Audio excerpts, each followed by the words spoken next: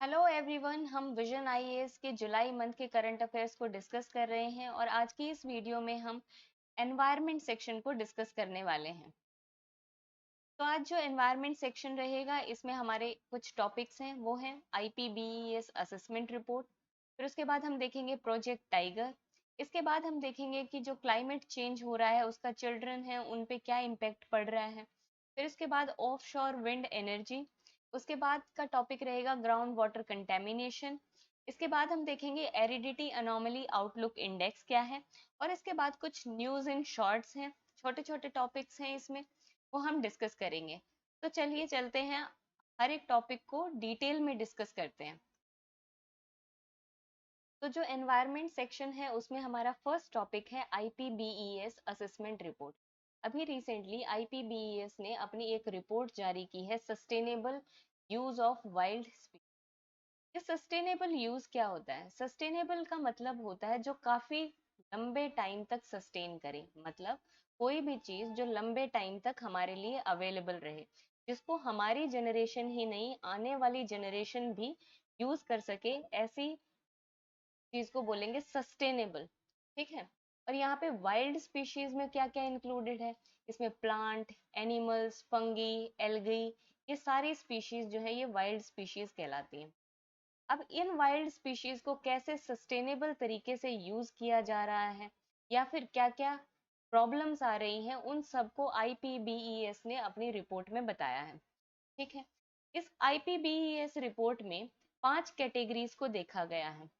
Fishing, gathering, logging. Logging का मतलब होता है कि पेड़ काट कर उसको प्रोसेस करके जब उसको ट्रांसपोर्ट किया जाता है लकड़ी को, तो उसको लॉगिंग बोलते हैं। फिर उसके बाद हंटिंग इसमें इंक्लूड किया गया है। फिर उसके बाद ऑब्जर्विंग प्रैक्टिसेस, जैसे कोई रिसर्च हो रही है तो वो कितनी सस्टेनेबल है, ये देखा गया है। तो इसमें 5 कैटेगरीज को जो है इंक्लूड किया गया है इस रिपोर्ट में। फिर इससे पहले आगे बढ़ने से पहले हम देखेंगे कि जो ये आईपीबीईएस है ये क्या चीज है। आईपीबीईएस एक इंटर गवर्नमेंटल बॉडी है जिसको 2012 में एस्टेब्लिश किया गया है। ये क्या देखती है? ये देखती है कि जो बायोडाइवर्सिटी है उसका कितना अच्छे से कंजर्व किया जा रहा है या फिर उसको कितने अच्छे से सस्टेनेबली यूज किया जा रहा है। इसका जो हेडक्वार्टर है वो बोन जर्मनी में है। अब एक पॉइंट जो याद रखने लायक है वो है कि ये यूनाइटेड नेशंस की बॉडी नहीं है। ये यूनाइटेड नेशंस की बॉडी नहीं है। ये प्रीलिम्स पॉइंट ऑफ व्यू से बहुत ही इंपॉर्टेंट पॉइंट है।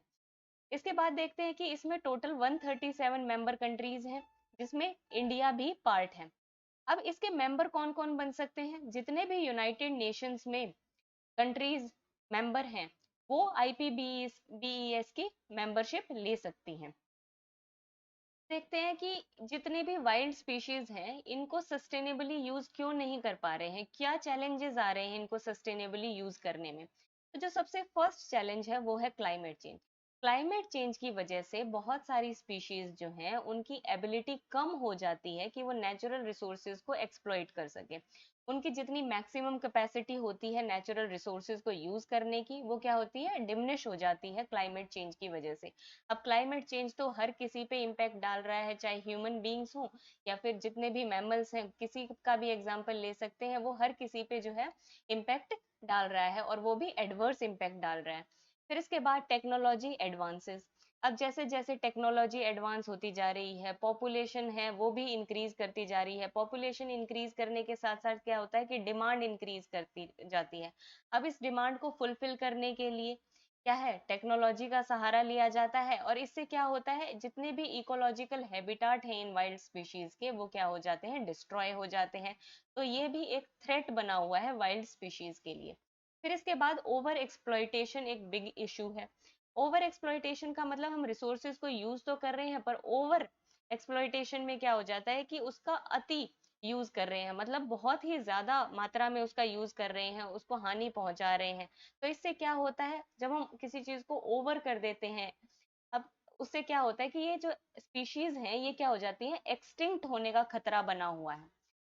लगभग 72% स्पीशीज ऐसी हैं जिसको क्या है, ओवर एक्सप्लॉइटेशन का खतरा बना हुआ है। कैसे?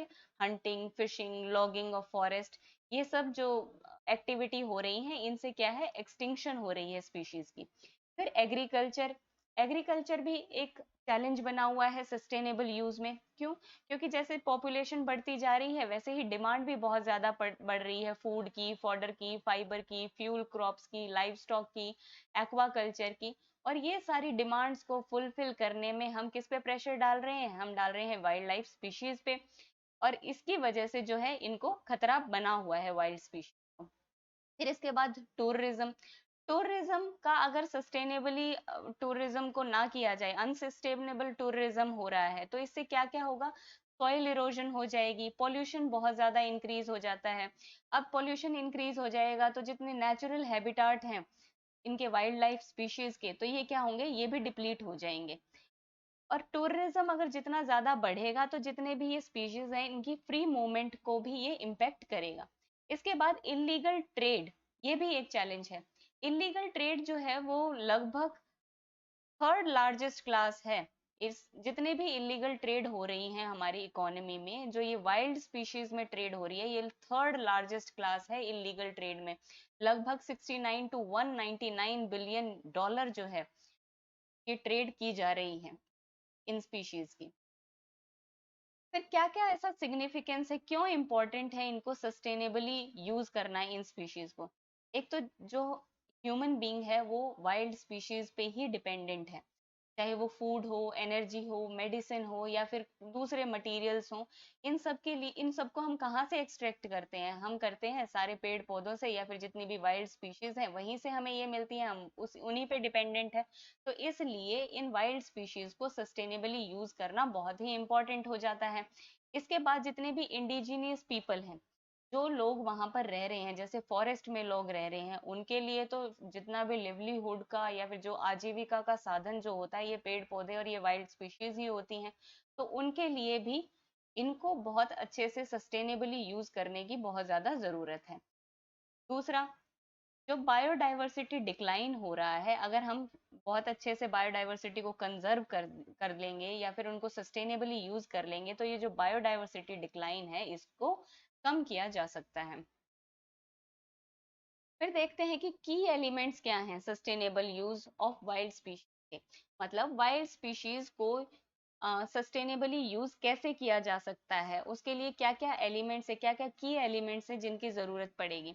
सबसे पहला तो fairness and rights, equitable distribution. जितने भी बेनिफिट मिल रहे हैं ना इन वाइल्ड लाइफ स्पीशीज से, उनका इक्वल डिस्ट्रीब्यूशन होना चाहिए। बिल्कुल सबके राइट्स को ध्यान में रखा जाना चाहिए और ये बिल्कुल फेयर तरीके से होना चाहिए। दूसरा, जो भी लोग सस्टेनेबली यूज कर रहे हैं वाइल्ड स्पीशीज को, उनको इंसेंटिव मिलना चाहिए। अब कोई अच्छा काम कर रहा है उसको इनाम तो मिलना ही चाहिए, तो उनको क्या दिया जाना चाहिए? मार्केट बेस्ड इंसेंटिव दिया जाना चाहिए। उनको सर्टिफिकेशन दिया जा सकता है, उनके प्रोडक्ट्स की लेबलिंग करी जा सकती है कि ये एनवायरमेंटली सस्टेनेबल है। फिर इसके बाद एक रोबस्ट गवर्नेंस सिस्टम चाहिएगा, जो क्या हो, अडेप्टिव होना चाहिए। रिक्वायरमेंट के हिसाब से सिस्टम बनाया जाना चाहिए जो सोशल और इकोलॉजिकल नीड्स को जो है वो फुलफिल कर सके। फिर इसके बाद जितनी भी गवर्नमेंट पॉलिसीज हैं वो अलाइंड होनी चाहिए, वो दूसरी जो पॉलिसीज ऑलरेडी हैं उनके उनके साथ कोऑर्डिनेट कर सके, ऐसी पॉलिसीज को जो है वो लेके आया जाना चाहिए। फिर इसके बाद effective monitoring, ecological, social, economic aspect, हर तरीके से बहुत ही इफेक्टिव मॉनिटरिंग की जानी चाहिए इन वाइल्ड लाइफ स्पीशीज की। फिर इसके बाद पॉलिसीज जो है ऐसी बनाई जानी चाहिए जो इंडिजिनियस पीपल है उनके राइट्स को भी प्रोटेक्ट कर सके, जो क्या कर सके, इक्विटेबल एक्सेस दे सके लैंड को, फिशरीज को, फॉरेस्ट को। तो अगर हम इन एलिमेंट्स का यूज कर रहे हैं तो जितनी भी वाइल्ड स्पीशीज हैं उनको सस्टेनेबली यूज किया जा सकता है। अब जो पॉलिसी गवर्नमेंट बनाती है उसका क्या होता है कि कई पॉलिसीज का पॉजिटिव इम्पैक्ट भी पड़ता है और कई पॉलिसीज का क्या है, नेगेटिव इम्पैक्ट भी पड़ता है सस्टेनेबल यूज में। अब कौन कौन सी पॉलिसीज हैं जो यूज करके जो है बहुत ज्यादा सस्टेनेबल तरीके से वाइल्ड स्पीशीज का यूज किया जा सकता है? ये रहेंगी, अडेप्टिव होनी चाहिए। अगर कोई पॉलिसी जो है अडेप्टिव है, जिस जैसी रिक्वायरमेंट है वैसी ही है, तो क्या होगा कि वो पॉलिसी और ज्यादा सस्टेनेबल होगी, वो हेल्प करेगी वाइल्ड स्पीशीज के सस्टेनेबल यूज में। अगर कोई स्पीशीज जो है रोबस्ट, सॉरी, अगर कोई पॉलिसी जो है वो रोबस्ट इंस्टीट्यूशंस को सेटअप कर रही है तो उससे भी बहुत हेल्प होगी। अगर वो टेलर्ड है, मतलब कॉन्टेक्स्ट के हिसाब से है, रिक्वायरमेंट के हिसाब से कोई पॉलिसी बनाई गई है, तो वो भी सस्टेनेबल यूज में हेल्प करेगी। अलाइन ब्रॉडर पॉलिसी, जो एक पॉलिसी कोई भी बनाई वो जो दूसरी पॉलिसीज है उनके साथ अलाइन है, उसके साथ भी कोऑर्डिनेट करके चल रही है, तो वो भी सस्टेनेबल यूज में जो है वो हेल्प करेगी। इसके अलावा जो पॉलिसी है वो इंक्लूसिव होनी चाहिए, मतलब जो सबको साथ में लेके चले, चाहे वो इंडिजिनियस पीपल हो, साइंटिस्ट हो, मतलब कि जितने भी स्टेक होल्डर्स हैं उन सबको साथ में लेके चले। ऐसी पॉलिसी जो है वो क्या करेगी, सस्टेनेबल यूज को बढ़ावा देगी। इसके अलावा जो प्लूरल नॉलेज और वैल्यूज को क्या करे, रिकॉग्नाइज करे, जितने भी इंडिजिनियस पीपल फॉरेस्ट में रह रहे हैं उनकी नॉलेज को भी रिकॉग्नाइज करे, ऐसी पॉलिसी जो है सस्टेनेबल यूज में हेल्प करेगी। इसके बाद जो भी बेनिफिट्स मिल रहे हैं वाइल्ड स्पीशीज से उनको इक्विटेबली जो है वो शेयर कर रही है, इक्विटेबली डिस्ट्रीब्यूट करने में हेल्प कर रही है, तो ऐसी पॉलिसी भी जो है वो एक पॉजिटिव इम्पैक्ट डालेगी। अब ऐसी कौन सी पॉलिसीज हो सकती हैं जो नेगेटिव तरीके से इम्पैक्ट डालेंगी? अगर कोई ऐसी पॉलिसी है जो हिस्ट्री को इग्नोर कर रही है, जो इंडिजिनियस पीपल की नॉलेज को रिकॉग्नाइज नहीं कर रही है, तो वो क्या होगी, पॉलिसी लेस सस्टेनेबल होगी। जो इंडिजिनियस पीपल के राइट्स को इग्नोर कर रही है वो भी लेस सस्टेनेबल होगी। जो सोशल कॉन्टेक्स्ट को इग्नोर कर देगी, जो स्केल को मिसमैच नहीं करेगी, वो भी क्या होगी, सस्टेनेबल नहीं होगी वो पॉलिसी। जो भी मार्जिनलाइज, जो पुअर पीपल है उनको उनको वो अगर यूज कर रहे हैं, उनको क्रिमिनलाइज कर रही है, तो ऐसी पॉलिसी भी क्या होगी, सस्टेनेबल नहीं होगी। इसके बाद ऐसी पॉलिसी जो पावर इम्बैलेंस क्रिएट करती है, मतलब कि किसी को तो, कोई तो उनका यूज कर रहा है, पावर का यूज करके कोई लोग तो उसका यूज कर पा रहे हैं इस पॉलिसी का, पर जो पुअर और मार्जिनलाइज सेक्शन है वो इस पॉलिसी का यूज नहीं कर पा रहा है, तो ऐसी पॉलिसी भी वो क्या होगी, कंस्ट्रेनिंग होगी इन sustainable use of wild species में। अब ये जो रिपोर्ट है हमारी, उसने कुछ रिकमेंडेशन दी हैं, वो कौन कौन सी हैं देखते हैं। सबसे पहले रेगुलेशन।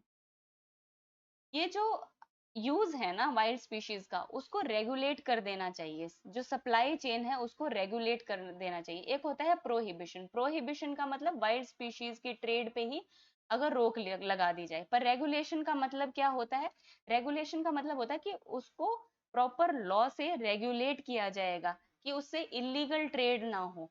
तो ये अगर रेगुलेशन बहुत अच्छे से कर दी जाए तो सस्टेनेबली यूज कर पाएंगे हम वाइल्ड स्पीशीज को। फिर उसके बाद आता है promote sustainable use of wild species.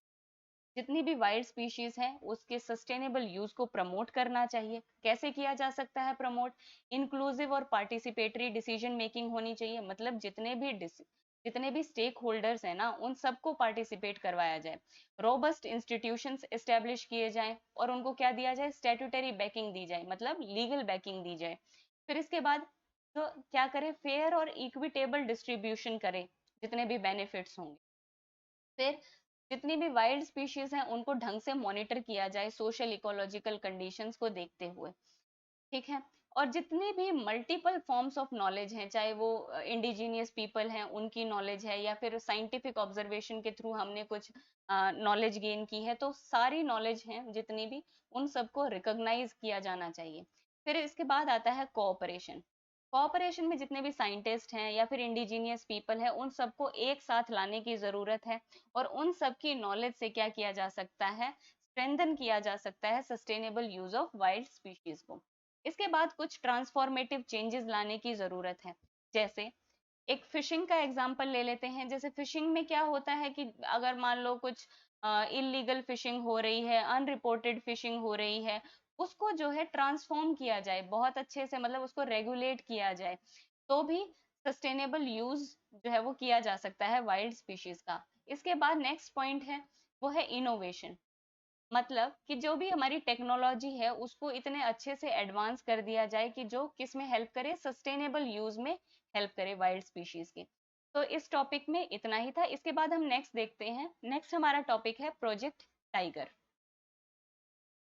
Government of India ने 1973 में प्रोजेक्ट टाइगर लॉन्च किया था। बेसिकली ये लॉन्च क्यों किया गया था, ताकि टाइगर्स को कंजर्व किया जा सके। टाइगर की पॉपुलेशन डिक्लाइन हो रही थी, उनको कंजर्व करने के लिए प्रोजेक्ट टाइगर जो है वो लॉन्च किया गया था। अभी ये न्यूज़ में इसलिए है क्योंकि 2023 में ये 50 साल कंप्लीट करने वाला है। अब देखते हैं कि प्रोजेक्ट टाइगर जो है ये क्या था। ये 1973 में जो है इसको लॉन्च किया गया। Ministry of environment forest and climate change ने इनको इसको इस प्रोजेक्ट को लॉन्च किया था। ये एक सेंट्रली स्पॉन्सर्ड स्कीम थी। हमारे पास दो तरीके की स्कीम्स होती हैं, सेंट्रली स्पॉन्सर्ड स्कीम्स और सेंट्रल सेक्टर स्कीम। जो सेंट्रल सेक्टर स्कीम्स होती हैं उसमें जो 100% फाइनेंस जो है वो सेंट्रल गवर्नमेंट प्रोवाइड करवाती है, पर जो सेंट्रली स्पॉन्सर्ड स्कीम्स होती हैं इसमें सेंटर और स्टेट जो है क्या करती है, प्रोपोर्शन में बांट लेती हैं फाइनेंस को। फिर इसके बाद जो है ये एक तरीके की सेंट्रल असिस्टेंट प्रोवाइड करवा रहा था, सेंट्रल असिस्टेंस प्रोवाइड करवा रहा था जितने भी टाइगर रेंज स्टेट्स हैं, ताकि वहां पे इन सीटू कंजर्वेशन किया जा सके।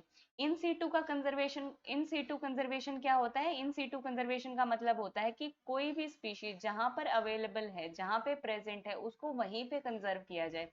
दूसरा होता है एक्स सीटू कंजर्वेशन।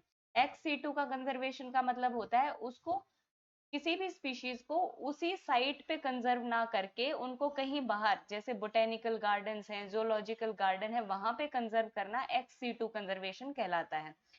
जब ये प्रोजेक्ट लॉन्च किया गया था तो ये स्टार्टिंग में 9 टाइगर रिजर्व्स में लॉन्च किया गया था। इस प्रोजेक्ट की जो इम्प्लीमेंटिंग एजेंसी है वो है NTCA, national tiger conservation authority. और ये जो अथॉरिटी है ये किस एक्ट के अंदर एस्टेब्लिश की गई थी? इसको एस्टेब्लिश किया गया है wild life protection amendment act 2006 में। ये प्रीलिम्स पॉइंट ऑफ व्यू से ये पॉइंट बहुत इंपॉर्टेंट है। इसके बाद जो फंडिंग पैटर्न है वो देख लेते हैं, क्योंकि ये एक सेंट्रली स्पॉन्सर्ड स्कीम है तो ऑब्वियसली जो स्टेट्स हैं वो भी कुछ प्रोपोर्शन में फाइनेंस देंगी और सेंटर जो है वो भी कुछ ही प्रोपोर्शन में जो है वो फाइनेंस देगा। इसमें जितने भी नॉन रिकरिंग आइटम्स होंगे उनके लिए जो सेंटर है वो 60% जो फाइनेंस प्रोवाइड करवाएगी, और जितने भी रिकरिंग एक्सपेंडिचर है उसमें 50% जो है प्रोपोर्शन में फंडिंग देगी सेंट्रल गवर्नमेंट। इसके अलावा जितनी भी नॉर्थ ईस्टर्न स्टेट्स हैं या फिर हिमालयन स्टेट है वहां पर सेंट्रल गवर्नमेंट 90% फंडिंग देगी। अब जो हमारा प्रोजेक्ट टाइगर था उससे क्या क्या जो है बेनिफिट्स हुए हैं, इस प्रोजेक्ट टाइगर के अंदर कौन कौन से स्टेप्स लिए गए हैं ये देखते हैं। सबसे पहले तो जब ये प्रोजेक्ट लॉन्च किया गया था उस टाइम पे सिर्फ 9 टाइगर रिजर्व थे। अब बढ़कर कितने हो गए हैं? 52 टाइगर रिजर्व हो गए हैं, और इसके अलावा जो 53rd टाइगर रिजर्व है उसको भी अप्रूवल मिल गया है। 53rd जो टाइगर रिजर्व है वो कौन सा बनने वाला है? गुरु घासीदास नेशनल पार्क और तमर पिंगला वाइल्ड लाइफ सेंचुरी जो छत्तीसगढ़ में है, इन दोनों को मिला के एक टाइगर रिजर्व बनाया जाने वाला है जो 53rd टाइगर रिजर्व होगा। इसके अलावा जो ये प्रोजेक्ट टाइगर है इसके अंदर कोर बफर स्ट्रेटेजी जो है उसको अडॉप्ट किया गया था। जो टाइगर रिजर्व होते हैं इसमें कुछ इस तरीके से होता है, ये जो होता है ये कोर एरिया होता है, इसके बाहर जो होता है ये बफर एरिया होता है। ये जो कोर एरिया होता है यहाँ पर किसी भी तरीके की ह्यूमन एक्टिविटी जो है वो प्रोहिबिटेड रहती है, कोई भी ह्यूमन एक्टिविटी यहाँ पर नहीं की जा सकती। पर जो बफर एरिया है यहाँ पे को एग्जिस्टेंस जो है उसको बोला गया है कि यहाँ पर जो ह्यूमन एक्टिविटीज हैं वो सस्टेनेबल ह्यूमन एक्टिविटीज जो है यहाँ पे कैरी की जा सकती हैं। तो यहाँ पे जो है को एग्जिस्टेंस की जा सकती है, पर यहाँ पर जो कोर एरिया है यहाँ पर किसी भी तरीके की ह्यूमन एक्टिविटी है वो प्रोहिबिटेड है। अभी जो एनटीसीए है रिसेंटली उसने क्या किया है, जितने भी कोर एरियाज हैं टाइगर रिजर्व में यहाँ पर किसी भी तरीके की कंस्ट्रक्शन एक्टिविटी को प्रोहिबिट कर दिया है। इसके बाद जो है इस प्रोजेक्ट टाइगर के अंदर ही रेगुलर असेसमेंट की जाती है टाइगर रिजर्व्स की, टाइगर्स की। अभी जो 5th साइकिल है इस असेसमेंट का वो चल रहा है। इसमें क्या किया जाता है? एम स्ट्राइप टूल का यूज किया जाता है ये देखने के लिए कि कितनी पॉपुलेशन प्रेजेंट है टाइगर्स की। अब जो ये एम स्ट्राइप्स है इस पे प्रीवियसली प्रीलिम्स में क्वेश्चन आ चुका है, तो ये पॉइंट इस हिसाब से इंपॉर्टेंट हो जाता है। अब इसमें क्या किया जाता है कि जीपीएस का यूज किया जाता है ताकि उनका फोटो एविडेंस से पता लगाया जा सके कि किसी भी पर्टिकुलर टाइगर रिजर्व में कितनी पॉपुलेशन है टाइगर्स की। इसके अलावा एक इंडिपेंडेंट मॉनिटरिंग एंड इवेल्युएशन भी चल रहा है कि पर्टिकुलर टाइगर रिजर्व जो है उसकी इंडिपेंडेंट तरीके से मॉनिटरिंग की जा सके, पर्टिकुलर टाइगर रिजर्व का इवेल्युएशन किया जा सके। इसके बाद इसी प्रोजेक्ट में एंटी पोचिंग इनिशिएटिव्स भी लिए गए हैं। इसके तहत special tiger protection force deploy की गई है टाइगर रिजर्व्स में। इसके अलावा पब्लिक सपोर्ट जो है वो हार्नेस करने की कोशिश की गई है। इसके अलावा सस्टेनेबल टूरिज्म को प्रमोट किया गया है, टेक्निकल एडवांसमेंट की गई है। मतलब कि जो इतने टाइगर रिजर्व्स हैं, इनकी जो मॉनिटरिंग है वो अनमैन्ड एरियल व्हीकल या फिर ड्रोन्स के द्वारा की जाती है। और दूसरी सिग्निफिकेंट एक्टिविटीज जो प्रोजेक्ट टाइगर के अंडर हुई है, वो कैपेसिटी बिल्डिंग की गई है। जितने भी स्टाफ है टाइगर रिजर्व्स में, आईटी का यूज किया गया है, इंफॉर्मेशन टेक्नोलॉजी का। जितने भी ह्यूमन वाइल्ड लाइफ कॉन्फ्लिक्ट हो रहे हैं उनको एड्रेस करने में ये हेल्प कर रहा है। और जितने भी पीपल हैं जो टाइगर रिजर्व्स में रहते हैं या फिर जो फॉरेस्ट एरिया में रह रहे हैं, उनको जो है लोकली सस्टेनेबल लिवलीहुड ऑप्शंस जो है वो प्रोवाइड करवाए गए हैं, ताकि जो उनका और जो टाइगर्स हैं कॉन्फ्लिक्ट ना बढ़े उनके बीच में। ठीक है। इसके अलावा स्टेट्स को हेल्प की गई है ताकि वो इको टूरिज्म को प्रमोट कर सके। अब ये जो टाइगर कंजर्वेशन एफर्ट्स हैं, इनमें कुछ चैलेंजेस भी आ रहे हैं। वो कौन कौन से चैलेंजेस आ रहे हैं ये देखते हैं। सबसे पहले तो जो ट्रस्ट बिल्डिंग नहीं हो पा रही है, मतलब जो फॉरेस्ट डिपार्टमेंट के का स्टाफ है और वहां पर जो लोकल कम्युनिटी अवेलेबल है, उनके बीच में कॉन्फिडेंस नहीं बिल्डअप हो पा रहा है, ट्रस्ट बिल्डिंग नहीं हो पा रही है। तो वो एक तरीके से जो कम्युनिटी है वो प्रोएक्टिवली पार्टिसिपेट नहीं कर पा रही इन कंजर्वेशन एफर्ट्स में। इसके बाद जो कैपेसिटी है फॉरेस्ट ऑफिशियल्स की, वो भी बहुत ही लो है। इससे क्या होता है कि वो टाइम टू टाइम सर्वेलेंस या फिर मॉनिटरिंग नहीं कर पाते हैं अच्छे से। इसके बाद हम देखते हैं कि जो एडिक्वेट प्रोटेक्शन नहीं मिल पाती है टाइगर्स को, क्योंकि बहुत सारे लगभग 35% टाइगर्स जो हैं वो ऐसे हैं जो टाइगर रिजर्व से बाहर रह रहे हैं, और इनको एडिक्वेट जो है प्रोटेक्शन नहीं मिल पाती। इसके बाद उनकी रिहैबिलिटेशन में भी परेशानी आती है, बहुत सारे फाइनेंशियल कंस्ट्रेंट्स भी हैं। ह्यूमन वाइल्ड लाइफ कॉन्फ्लिक्ट जो है वो होता रहता है, क्योंकि क्या हो रहा है कि उनके एरिया में, उनके हैबिटाट में इंक्रोचमेंट हो रही है टाइगर्स के। इससे क्या हो रहा है, और टाइगर्स भी कई बार क्या होता है कि जितने भी पास में ही कोई कम्युनिटी रह रही होती है वहां पर आ जाते हैं, तो इससे एक ह्यूमन वाइल्ड लाइफ कॉन्फ्लिक्ट की सिचुएशन जो है हमेशा बनी रहती है। ये ह्यूमन वाइल्ड लाइफ कॉन्फ्लिक्ट की सिचुएशन क्यों बनती है, क्योंकि जो मैक्सिमम टाइगर रिजर्व्स हैं वो क्या हैं, अपनी कैरिंग कैपेसिटी के सैचुरेशन पॉइंट पे पहुंच चुके हैं। जैसे कि सुंदरबन जो टाइगर रिजर्व है, वहां की जो जितनी कैरिंग कैपेसिटी है उसकी मैक्सिमम लिमिट पे वो पहुंच गया है। तो इससे क्या हो रहा है कि ह्यूमन वाइल्ड लाइफ कॉन्फ्लिक्ट के जो इंस्टेंसेस हैं वो हमें देखने को मिलते हैं। इसके बाद जो टाइगर्स हैं वो स्मॉल स्मॉल पॉकेट्स में रहते हैं और दूर दूर रह रहे हैं। अब यहाँ पर क्या है, स्मॉल स्मॉल पॉपुलेशन रह रही है एक पॉकेट में, तो यहाँ पे इन ब्रीडिंग की समस्या बनी हुई है। इन ब्रीडिंग जब होती है तो इससे क्या होगा कि जो जेनेटिक डाइवर्सिटी है ना वो नहीं हो पाती, और जितने भी ये टाइगर्स हैं ये बहुत ज्यादा वल्नरेबल हो जाते हैं डिजीज को लेकर। जैसे सिमलीपाल टाइगर रिजर्व है, यहाँ पर ब्लैक टाइगर्स मिलने लग गए हैं। ब्लैक टाइगर्स जो है ये एक तरीके का जेनेटिक इफेक्ट की वजह से हो रहा है, क्योंकि यहाँ पर जो है वो इन ब्रीडिंग हो रही है, और इन ब्रीडिंग में क्या है, ये एक तरीके का जेनेटिक इफेक्ट आ रहा है। और जो दूसरे प्रोमिनेंट इफेक्ट्स हैं, थ्रेट्स हैं, वो कौन कौन से हैं कि इलीगल पोचिंग की जा रही है, वाइल्ड लाइफ ट्रेड की जा रही है, प्रे पॉपुलेशन का भी बहुत ज्यादा लॉस हो रहा है। तो ये सारे चैलेंजेस हैं टाइगर कंजर्वेशन एफर्ट्स में।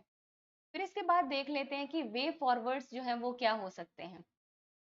हम अगर हैबिटाट की क्वालिटी को बहुत ही ज़्यादा इम्प्रूव कर दें, उसको एक्सपेंड कर दें, तो कहीं ना कहीं ये कंजर्वेशन एफर्ट में हेल्प करेगा। अभी रिसेंटली एनटीसीए है हमारी, जो नेशनल टाइगर कंजर्वेशन अथॉरिटी है हमारी, उसने क्या किया है, जो कोर एरियाज है वहां पर कंस्ट्रक्शन को प्रोहिबिट कर दिया है। इसके बाद अगर हम ह्यूमन टाइगर कॉन्फ्लिक्ट जो हो रहा है उसको मिनिमाइज करने में सक्सेसफुल हो जाते हैं, तो कहीं ना कहीं ये कंजर्वेशन एफर्ट्स में हेल्प करेगा। इसके बाद जितनी भी लोकल कम्युनिटी वहां पर प्रेजेंट है, उसके सपोर्ट को हमें देखना चाहिए, उसका सपोर्ट ज्यादा से ज्यादा लेना चाहिए। फिर इसके बाद जितने भी हैबिटाट्स हैं उनकी कनेक्टिविटी को बहुत सेफ बना दिया जाए, क्रॉसिंग ब्रिजेस बनाए जा सकते हैं, जिससे क्या कर सकते हैं, टाइगर एक हैबिटाट से दूसरे हैबिटाट में सेफली जो है वो मूव कर सकते हैं। फिर इसके बाद हम इंडियन टाइगर के बारे में पढ़ते हैं। इंडियन टाइगर या फिर रॉयल बंगाल टाइगर, इसको पैंथेरा टाइग्रिस भी बोला जाता है, ये हमारी इंडिया का नेशनल एनिमल है। ये जो स्पीशीज है ये नेटिव है इंडिया की, और ये इंडिया की एक फ्लैगशिप स्पीशीज भी है। फ्लैगशिप स्पीशीज वो स्पीशीज होती है जिसको एक एम्बेसडर आइकन या फिर सिंबल की तरह देखा जाता है। जब भी हमें कोई कैंपेन चलानी हो, मान लो हैबिटाट लॉस को लेकर, कोई एनवायरमेंटल कॉज को लेकर अगर हम कोई कैंपेन चला रहे हैं, तो उसमें जो है जो टाइगर है उसको एक तरीके से फ्लैगशिप स्पीशीज के रूप में रखा जाता है। फिर टाइगर कंजर्वेशन स्टेटस क्या है? आईयूसीएन की लिस्ट में इसको एंडेंजर्ड स्टेटस मिला हुआ है। वाइल्ड लाइफ प्रोटेक्शन एक्ट 1972 है, उसमें शेड्यूल 1 में रखा गया है इनको। साइट्स की अपेंडिक्स 1 में इसको रखा गया है। जो हैबिटाट होता है नेशनल टाइगर का, वो कौन कौन सा है? हमारे इंडियन टाइगर है, उसका हैबिटाट कहाँ कहाँ पे है? हमारी जितनी भी नेबरिंग कंट्रीज हैं, बांग्लादेश, नेपाल, भूटान, चाइना, बर्मा, यहाँ यहाँ पर ये नेशनल टाइगर पाया जाता है। इसके बाद जो 70% पॉपुलेशन है इस टाइगर की, ये इंडिया में ही पाई जाती है। इसके अलावा मध्य प्रदेश में जो मैक्सिमम नंबर ऑफ टाइगर्स पाए जाते हैं, इसके बाद कर्नाटक और उत्तराखंड में। अब ये ऐसा ही एक क्वेश्चन जो है प्रीवियस प्रीलिम्स में पूछ लिया गया था, कि उसमें पूछा गया था कि कौन सी स्टेट में एलिफेंट की जो संख्या है वो सबसे ज्यादा है। अब ऐसे ही हमें याद रखना है कि जो टाइगर की पॉपुलेशन है वो मैक्सिमम कहाँ पर है? मध्य प्रदेश में है। अब टाइगर कंजर्वेशन का क्या सिग्निफिकेंस है, ये क्यों इंपॉर्टेंट है? ये एक तरीके की अम्ब्रेला स्पीशीज की तरह काम करती है और कीस्टोन स्पीशीज की तरह काम करती है। अम्ब्रेला स्पीशीज का मतलब कि अगर हम टाइगर को कंजर्व कर लेते हैं तो इसके साथ बहुत सारे एनिमल्स होंगे जिनको प्रोटेक्ट किया जा सकेगा।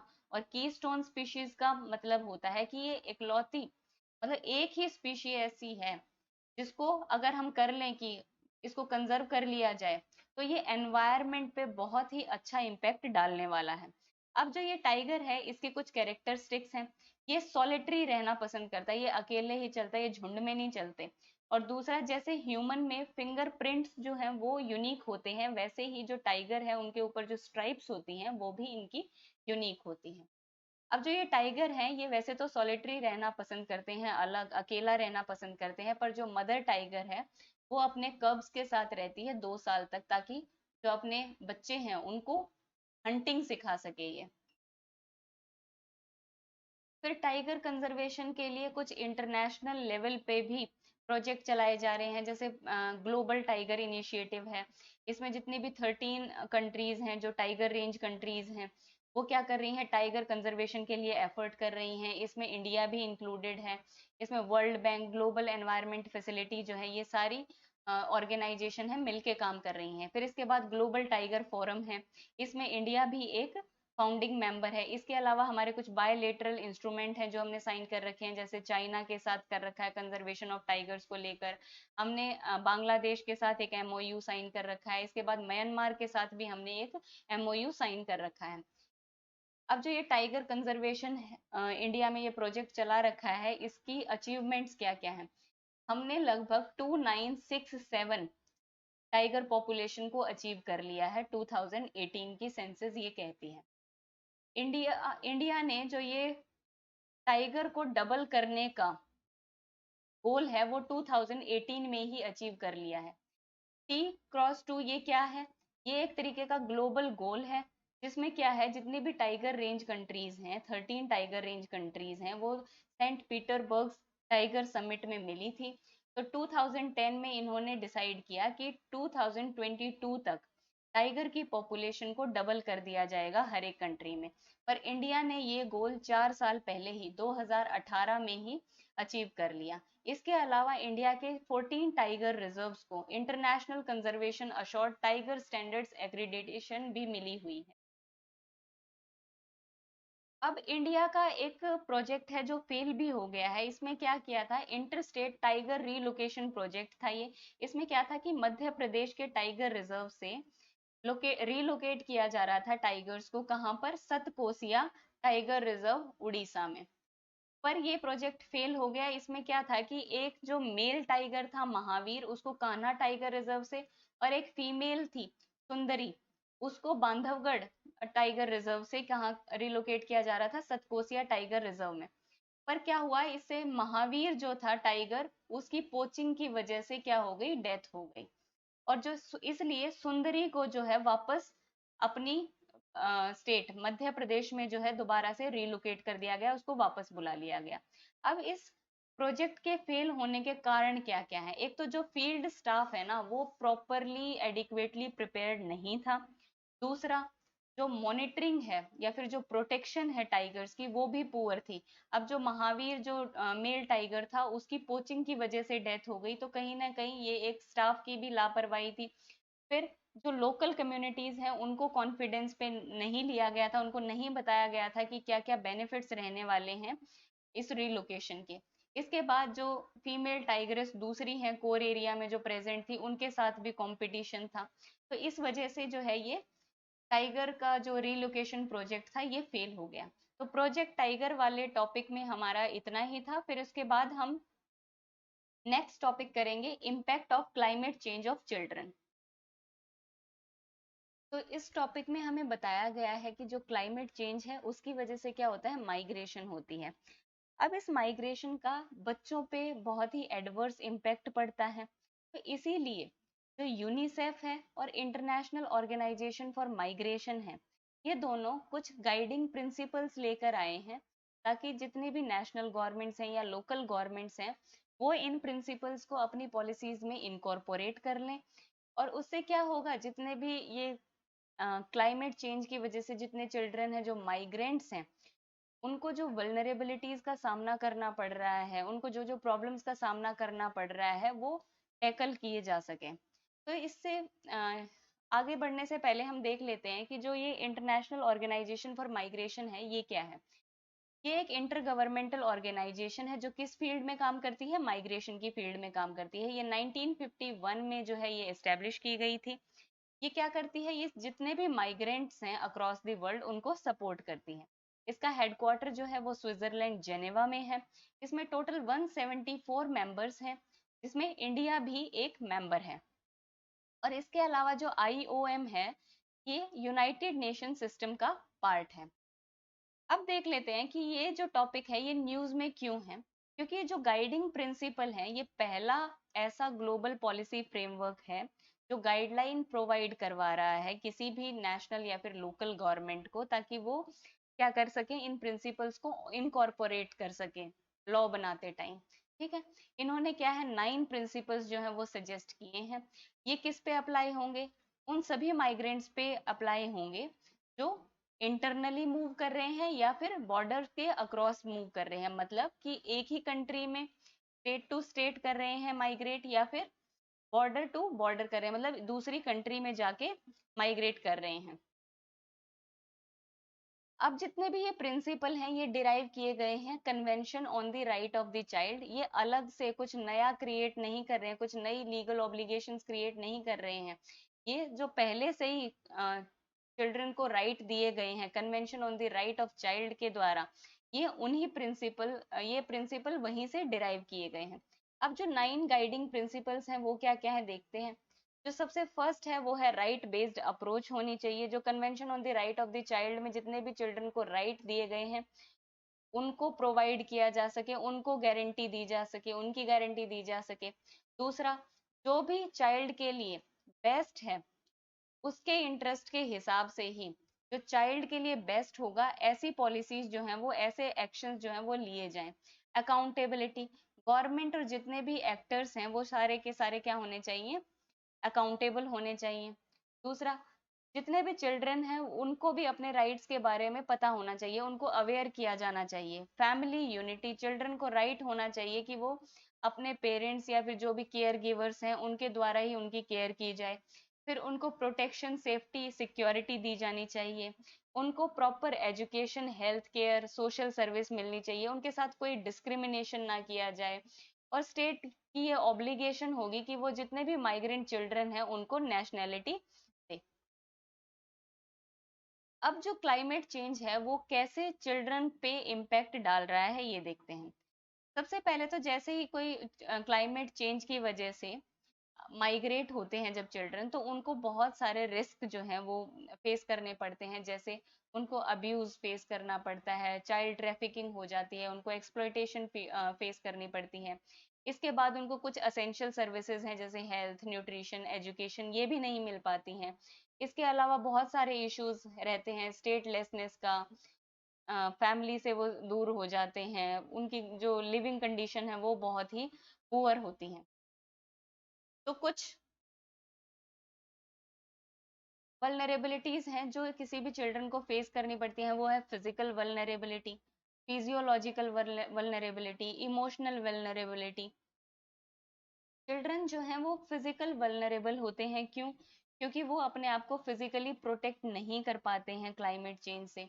दूसरा फिजियोलॉजिकल वल्नरेबिलिटी होती है, तो एज कंपेयर टू अडल्ट्स उनका जो इम्यूनिटी सिस्टम होता है वो भी थोड़ा वीक होता है, और वो इमोशनल लेवल पे भी वल्नरेबल होते हैं, डिपेंडेंट होते हैं।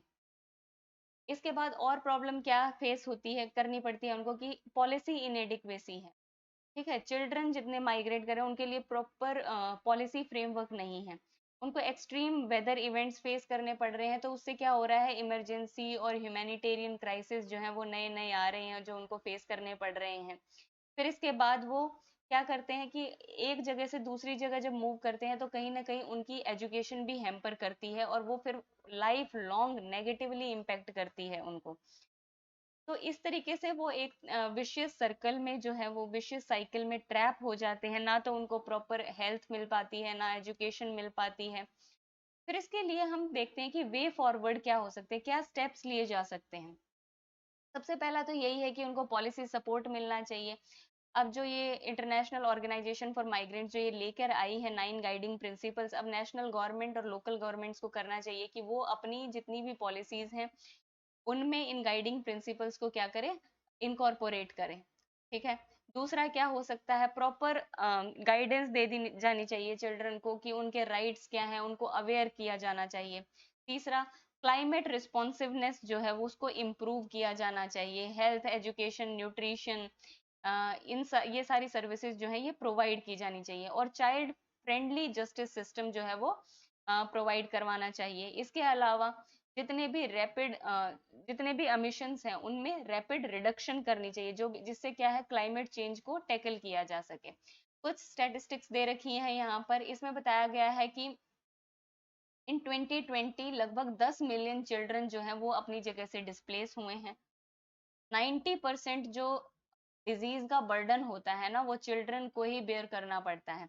इसके अलावा इंडिया जो है वो 4th एशियन कंट्री बन गई है जहां पर चिल्ड्रन जो है वो सबसे ज्यादा रिस्क पे हैं क्लाइमेट चेंज की वजह से। तो इस टॉपिक में इतना ही है। इसके बाद हम देखते हैं ऑफशोर विंड एनर्जी। तो अभी recently ministry of new and renewable energy ने एक स्ट्रेटेजी पेपर रिलीज किया है, इसके लिए, establishment of offshore wind energy projects के लिए। अब जो ये विंड एनर्जी है ये क्या होती है, विंड एनर्जी जो है ये fastest growing renewable energy technologies में से एक है। दो तरीके से इस एनर्जी को प्रोड्यूस किया जाता है, ऑनशोर विंड एनर्जी और offshore wind energy. Onshore wind energy में जो विंड टर्बाइंस होती हैं वो लैंड पे सेटअप की जाती हैं, और जो ऑफशोर विंड एनर्जी है इसमें क्या होता है कि जो विंड टर्बाइंस हैं वो ओशन में जो है वो सेटअप की जाती हैं, थोड़ा सा जो कोस्टल एरिया होता है, कोस्टल एरिया से थोड़ा सा पानी में पानी की तरफ की जाती है ये सेटअप। इसके अलावा जो स्ट्रेटेजी पेपर है उसमें क्या क्या बताया गया है ये देखते हैं। इस पेपर में ये बताया गया है कि जो 16 जोन्स हैं उनको आइडेंटिफाई किया गया है गुजरात और तमिलनाडु रीजन में, कि यहाँ पर जो है ये दो स्टेट्स गुजरात एंड तमिलनाडु, इनकी जो है मैक्सिमम कैपेसिटी है, यहाँ से विंड एनर्जी जो है सबसे ज्यादा हार्नेस की जा सकती है। इसके अलावा इसने ये भी सजेशन दिया है कि जितनी भी कंपनीज हैं जो विंड पावर प्रोडक्शन में शामिल हैं उनको कुछ इंसेंटिव्स दिए जाने चाहिए, जैसे ट्रांसमिशन चार्जेस को थोड़ा सा वेवियर दिया जा सकता है, छूट दी जा सकती है, रिन्यूएबल एनर्जी क्रेडिट्स दिए जा सकते हैं उनको, कार्बन क्रेडिट बेनिफिट्स दिए जा सकते हैं। इसके अलावा वायबिलिटी गैप फंडिंग भी दी जा सकती है उनको। ये जो स्ट्रेटेजी पेपर है ये 3 मॉडल्स जो है ये प्रपोज करता है। इसके अलावा जो हमारी national offshore wind energy policy 2015 है, इसमें बताया गया है कि जो 200 नॉटिकल माइल्स हैं वहां इस एरिया तक जो विंड एनर्जी टरबाइंस जो है उनको सेटअप किया जा सकता है। जैसे ये कोस्टल एरिया है, यहाँ से लेके अगर जहां तक 200 नॉटिकल माइल्स का डिस्टेंस कवर करता है, इस इस एरिया तक जो है विंड एनर्जी टरबाइंस को सेटअप किया जा सकता है। अब जो विंड एनर्जी के लिए जो विंड टरबाइंस को सेटअप किया गया है, इसके लिए जो नोडल एजेंसी है वो कौन सी है? Ministry of new and renewable energy. ठीक है, इसके बाद थोड़ा सा हम ऑफशोर विंड एनर्जी के बारे में जान लेते हैं। इंडिया के पास पोटेंशियल है कि वो 127 गीगावाट की ऑफशोर विंड एनर्जी को प्रोड्यूस कर सकता है। जो मैक्सिमम कैपेसिटी जिन जिन स्टेट्स की है विंड एनर्जी प्रोडक्शन में, वो है आंध्र प्रदेश, गुजरात, कर्नाटक, मध्य प्रदेश, महाराष्ट्र, राजस्थान एंड तमिलनाडु। अब जो national institute of wild wind energy है, उसमें बताया गया है कि 36 गीगावाट की कैपेसिटी तो सिर्फ और सिर्फ गुजरात की है, और 35 गीगावाट की एनर्जी की कैपेसिटी जो है वो तमिलनाडु की है। इसके बाद कुछ बेनिफिट्स और कुछ चैलेंजेस भी हैं ऑफशोर विंड एनर्जी के, ये देखते हैं। जो ऑफशोर विंड एनर्जी है, क्योंकि हमें पता है कि इसमें जो विंड टरबाइंस हैं वो पानी में सेटअप की जाती हैं, तो इससे क्या होता है कि जो विंड होती है उसकी स्पीड जो है वो एक जैसी ही रहती है, वो इंक्रीज डिक्रीज नहीं होती है, और उनकी स्पीड थोड़ी फास्ट भी होती है। तो इससे जो एनर्जी जनरेशन है वो ज्यादा होता है एज कंपेयर टू ऑनशोर। इसके अलावा जो विंड है वो कंसिस्टेंट रहती है। इसमें क्या है, कुछ ब्लॉकेज नहीं आती कि बिल्डिंग्स हैं बीच में, वहां से ऑब्स्ट्रक्ट हो गई विंड, ऐसा कुछ नहीं हो पाता। बिल्कुल कंसिस्टेंट विंड जो है वो विंड टरबाइंस को मिलती है। तो ये एक पॉजिटिव पॉइंट है यहाँ का। इसके अलावा no interference with land usage, ये ऐसा नहीं है कि जब लैंड पे किसी टरबाइन को सेटअप किया जाता है तो वो एक तरीके से क्या करता है कि लैंड को अ, घेर के रख लेता है, उस पर्टिकुलर एरिया का किसी और चीज में यूज नहीं किया जा सकता, पर इस केस में ऐसा नहीं होता है। ये जो है ये ऑन शोर विंड एनर्जी है, वहां से ज्यादा एनर्जी जो है इससे मिल पाती है। फिर चैलेंजेस क्या क्या है, क्योंकि ये पानी में सेटअप करनी पड़ती है तो हायर कॉस्ट लगता है। यहाँ पर जो मेंटेनेंस और रिपेयर का खर्चा है वो भी बहुत ज्यादा होता है कि साइक्लोन, सुनामी, किसी वजह से ये डैमेज हो सकती हैं, और ये जल्दी जल्दी भी डैमेज होंगी। ठीक है, तो इसलिए जो मेंटेनेंस और रिपेयर पे जो कॉस्ट है वो भी ज्यादा रहेगा। इसके अलावा ये मरीन लाइफ को इम्पेक्ट करेंगे। ऑन शोर की बात करें तो ये क्या है, लैंड पे सेटअप की जाती है इसमें विंड टरबाइंस, तो ये क्या होंगे, लेस एक्सपेंसिव होते हैं। अब यहाँ पे एक टरबाइन से दूसरी टरबाइन को कनेक्ट करने के लिए जो केबल्स लगती हैं, उसमें भी क्या है, शॉर्टर केबल्स लगेंगी। इसके अलावा बाकी जो सराउंडिंग एरिया है उस पे भी कम ही इम्पैक्ट पड़ेगा। इसके अलावा क्या होगा, क्विक इंस्टॉलेशन, वो आसानी से इंस्टॉल किए जा सकते हैं। पर इसके साथ चैलेंजेस क्या क्या है, एक तो जो विंड स्पीड है वो कंसिस्टेंट नहीं रहती है, ये इंक्रीज डिक्रीज होती रहती है, क्योंकि लैंड पे जो है वो ऑब्स्ट्रक्शन बहुत ज्यादा होता है। पोटेंशियल विंड ब्लॉकेजेस जैसे कि बिल्डिंग्स हैं और लैंडस्केप है, हिल्स हैं, माउंटेन्स हैं, इनकी वजह से जो है विंड क्या हो जाती है, ऑब्स्ट्रक्ट होती है। इंटरमिटेंट एनर्जी, इनको फॉसिल फ्यूल की भी बहुत ज्यादा जरूरत पड़ती है। अब वे फॉरवर्ड क्या हो सकते हैं, क्या है, आरपीओज को कंसीडर किया जा सकता है। आरपीओज क्या होते हैं, रिन्यूएबल परचेज ऑब्लिगेशन। ठीक है, इसमें क्या किया जाता है कि स्टेट्स को मैंडेटरीली बोल दिया जाता है कि आपको इतनी रिन्यूएबल एनर्जी जो है वो परचेज करनी ही करनी है। ठीक है, अब तक जो ये आरपीओ है वो सिर्फ और सिर्फ सोलर और नॉन सोलर के लिए ही एप्लीकेबल था, पर इसको जो है वो रिन्यूएबल परचेज ऑब्लिगेशन को विंड एनर्जी में भी अप्लाई किया जा सकता है। इसके बाद जो है लोअर टैक्स, टैक्स जो है वो कम कर देने चाहिए विंड एनर्जी में, जैसे कि जो जीएसटी है या फिर जो एक्साइज ड्यूटी है, अगर वो कम लगेंगी तो ये जो विंड एनर्जी डेवलपमेंट है ये बहुत ज्यादा हो पाएगी और अफोर्डेबल हो पाएगी। फिर क्या होता है, feed in tariff. Feed in tariff में क्या हो सकता है कि गवर्नमेंट जो है कम से कम मिनिमम प्राइस जो है, परचेजिंग प्राइस जो है वो गारंटी कर दे। जितनी भी रिन्यूएबल एनर्जी प्रोड्यूसिंग कंपनीज हैं उनको ये बोल दे कि ठीक है आप प्रोड्यूस करें, आपको मिनिमम इतना तो आपको प्राइस मिलेगा ही मिलेगा। ये एक तरीके से एमएसपी वाला ये सिस्टम है। तो ये जो है ये अप्लाई किया जा सकता है, ताकि जब तक वो एक डेवलपमेंट स्टेज पे ना पहुंच जाए विंड एनर्जी, तब तक के लिए उसको प्रमोट करने के लिए फीड एंड टैरिफ पॉलिसी को भी अ, लागू किया जा सकता है। फिर इसके बाद जो नेक्स्ट टॉपिक है वो है हमारा ग्राउंड वाटर कंटेमिनेशन। अभी रिसेंटली वर्ल्ड बैंक ने एक रिपोर्ट जो है वो लॉन्च की है, जिसका नाम है seeing the invisible, a strategic report on ground water quality. ये बेसिकली ग्राउंड वाटर क्वालिटी को लेकर ये रिपोर्ट है। इसमें बताया गया है कि जो आर्सेनिक है और जो फ्लोराइड है, ये मेजर कंटेमिनेंट्स हैं। आर्सेनिक से लगभग 150 मिलियन पीपल एक्सपोज्ड हैं और फ्लोराइड से लगभग 200 मिलियन पीपल एक्सपोज्ड हैं। फ्लोराइड से जो है वो फ्लोरोसिस नाम की डिजीज का खतरा बना रहता है। अब जो ग्राउंड वाटर कंटेमिनेशन है वो दो तरीके से होता है, एक होता है नेचुरल, एक होता है एंथ्रोपोजेनिक। जो नेचुरल अकरिंग कंटेमिनेंट्स हैं उनको जियोजेनिक कंटेमिनेंट्स भी बोला जाता है, मतलब जो अर्थ में पहले से ही अकर करते हैं, जैसे arsenic, fluoride, uranium, selenium, manganese etcetera. इसके अलावा एंथ्रोपोजेनिक कंटेमिनेंट्स कौन से होते हैं, मतलब मैन मेड कौन से होते हैं? तो सबसे फर्स्ट है फेकल पैथोजेंस, मतलब पुअर सैनिटेशन प्रैक्टिसेस हम करते हैं तो इससे भी जो है पोल्यूशन का खतरा बना रहता है। एग्रीकल्चरल पॉल्यूटेंट्स जैसे फर्टिलाइजर, पेस्टिसाइड्स का यूज किया जाता है, और फर्टिलाइजर्स में भी नाइट्रोजन का बहुत ज्यादा यूज किया जाता है, नाइट्रेट फर्टिलाइजर्स का बहुत ज्यादा यूज किया जाता है। तो ये भी एक कंटेमिनेंट का काम करते हैं। इसके अलावा इंडस्ट्रीज से निकलने वाला केमिकल जैसे petroleum hydrocarbons, chlorinated solvents, hexavalent chromium, पर एंड पॉली फ्लोरोएल्काइल सब्सटेंसेस, ये सारे के सारे एंथ्रोपोजेनिक कंटेमिनेंट्स हैं।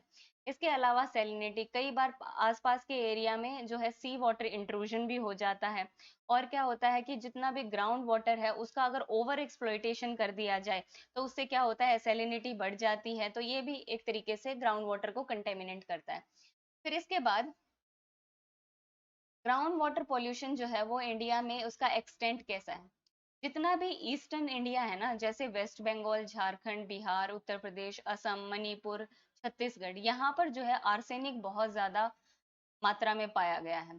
इसके अलावा बहुत सारी जगह पे फ्लोराइड भी पाया गया है, आंध्र प्रदेश, तमिलनाडु, उत्तर प्रदेश, गुजरात और राजस्थान में।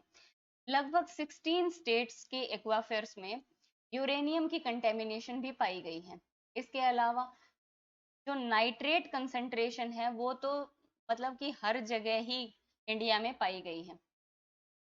अब जो ये वाटर को कंटेमिनेशन से बचाना क्यों जरूरी है? सबसे पहला तो ग्राउंड वाटर जो है ह्यूमन बींग्स से सब बींग्स की जो फ्रेश वाटर की नीड है वो सबसे ज्यादा फुलफिल करता है। लगभग 1/3 ऑफ द पॉपुलेशन जो है वो ड्रिंकिंग पर्पस के लिए ग्राउंड वाटर का यूज करती है। 40% इसका इरिगेशन में यूज किया जाता है, 25% जो है इंडस्ट्रियल वाटर में इसका यूज किया जाता है। इसके लिए ये क्लाइमेट चेंज को के अगेंस्ट भी एक रेजिलियंस डेवलप करता है। इसके अलावा इस अगर ये एक बार कंटेमिनेट हो जाता है तो इसको क्लीन करने का कॉस्ट बहुत ज्यादा रहता है। हम बोलते हैं ना हमेशा, precaution is always better than cure. तो इसमें भी सेम ही है कि अगर हम कंटेमिनेशन से पहले ही बचा लें तो बहुत सारा कॉस्ट जो है वो बचाया जा सकता है। इसके अलावा ये बहुत ज्यादा हेल्थ को इम्पैक्ट करता है, इससे बहुत सारी डिजीज जो है वो होने का खतरा हमेशा बना रहता है। इसके अलावा अगर हम इरिगेशन जो करते हैं एग्रीकल्चर में, अगर वो कंटेमिनेटेड वाटर होगा तो उसके थ्रू जो है वो जो कंटेमिनेंट्स हैं वो फूड चेन में भी अक्यूमुलेट हो सकते हैं, और ये लॉन्ग टाइम तक परसिस्टेंट रह सकते हैं। इससे क्या होगा, आगे जाके आने वाली जनरेशन्स में भी डिजीज का खतरा बना रहेगा। अब जो ग्राउंड वाटर से होने वाले कौन कौन से ह्यूमन हेल्थ इम्पैक्ट हैं वो देख लेते हैं। अगर आर्सेनिक बहुत ज्यादा मात्रा में है तो उससे ब्लैक फुट डिजीज हो सकती है। अगर फ्लोराइड बहुत ज्यादा है क्वांटिटी में तो उससे फ्लोरोसिस हो सकती है। मैग्नीज से जो है वो क्या हो सकता है, कॉग्निटिव डेवलपमेंट में वो बहुत ज्यादा इम्पैक्ट डालता है। इसके अलावा यूरेनियम जो है वो सीधा किडनीज को, बोन्स को, उससे कैंसर रिस्क भी हो सकता है। नाइट्रेट बहुत ज्यादा हो तो उससे ब्लू बेबी सिंड्रोम सिंड्रोम हो सकते हैं। ठीक है। अब चैलेंजेस क्या क्या फेस करने पड़ रहे हैं ग्राउंड वाटर कंटेमिनेशन से बचाने के लिए? सबसे पहले तो जो है सेफ वाटर अवेलेबल नहीं है, क्लीन वाटर अवेलेबल नहीं है। लोग क्या कर रहे हैं, डायरेक्ट ग्राउंड वाटर को क्या करते हैं, हार्नेस करते हैं और उसको सीधा ड्रिंकिंग पर्पस के लिए यूज कर लेते हैं। उससे क्या होता है, वो डायरेक्टली एक्सपोज हो जाते हैं जियोजेनिक कंटेमिनेंट से। फिर इसके अलावा पॉल्यूशन कंट्रोल नॉर्म्स जो हैं उनकी इन्फोर्समेंट अच्छे से नहीं हो पा रही है। इंडस्ट्रीज जो हैं वो क्या करती हैं, वेस्ट का सीधा डिस्पोजल कहाँ पे कर देती हैं, वाटर बॉडीज में कर देती हैं, जिससे ग्राउंड वाटर आपका क्या हो जाता है, पॉल्यूटेड हो जाता है। फिर इसके अलावा कुछ टेक्नोलॉजिकल और फाइनेंशियल चैलेंजेस भी हैं। इसके अलावा पुअर मॉनिटरिंग है नॉन पॉइंट सोर्स पॉल्यूशन की। दो तरीके से पॉल्यूशन हो सकता है, पॉइंट सोर्सेज से, नॉन पॉइंट सोर्सेज से। अगर नॉन पॉइंट सोर्स से पॉल्यूशन हो रहा है तो उसको जो है उसको कंट्रोल करना बहुत ही ज्यादा टफ हो जाता है। अब वे फॉरवर्ड जो है वो क्या हो सकते हैं?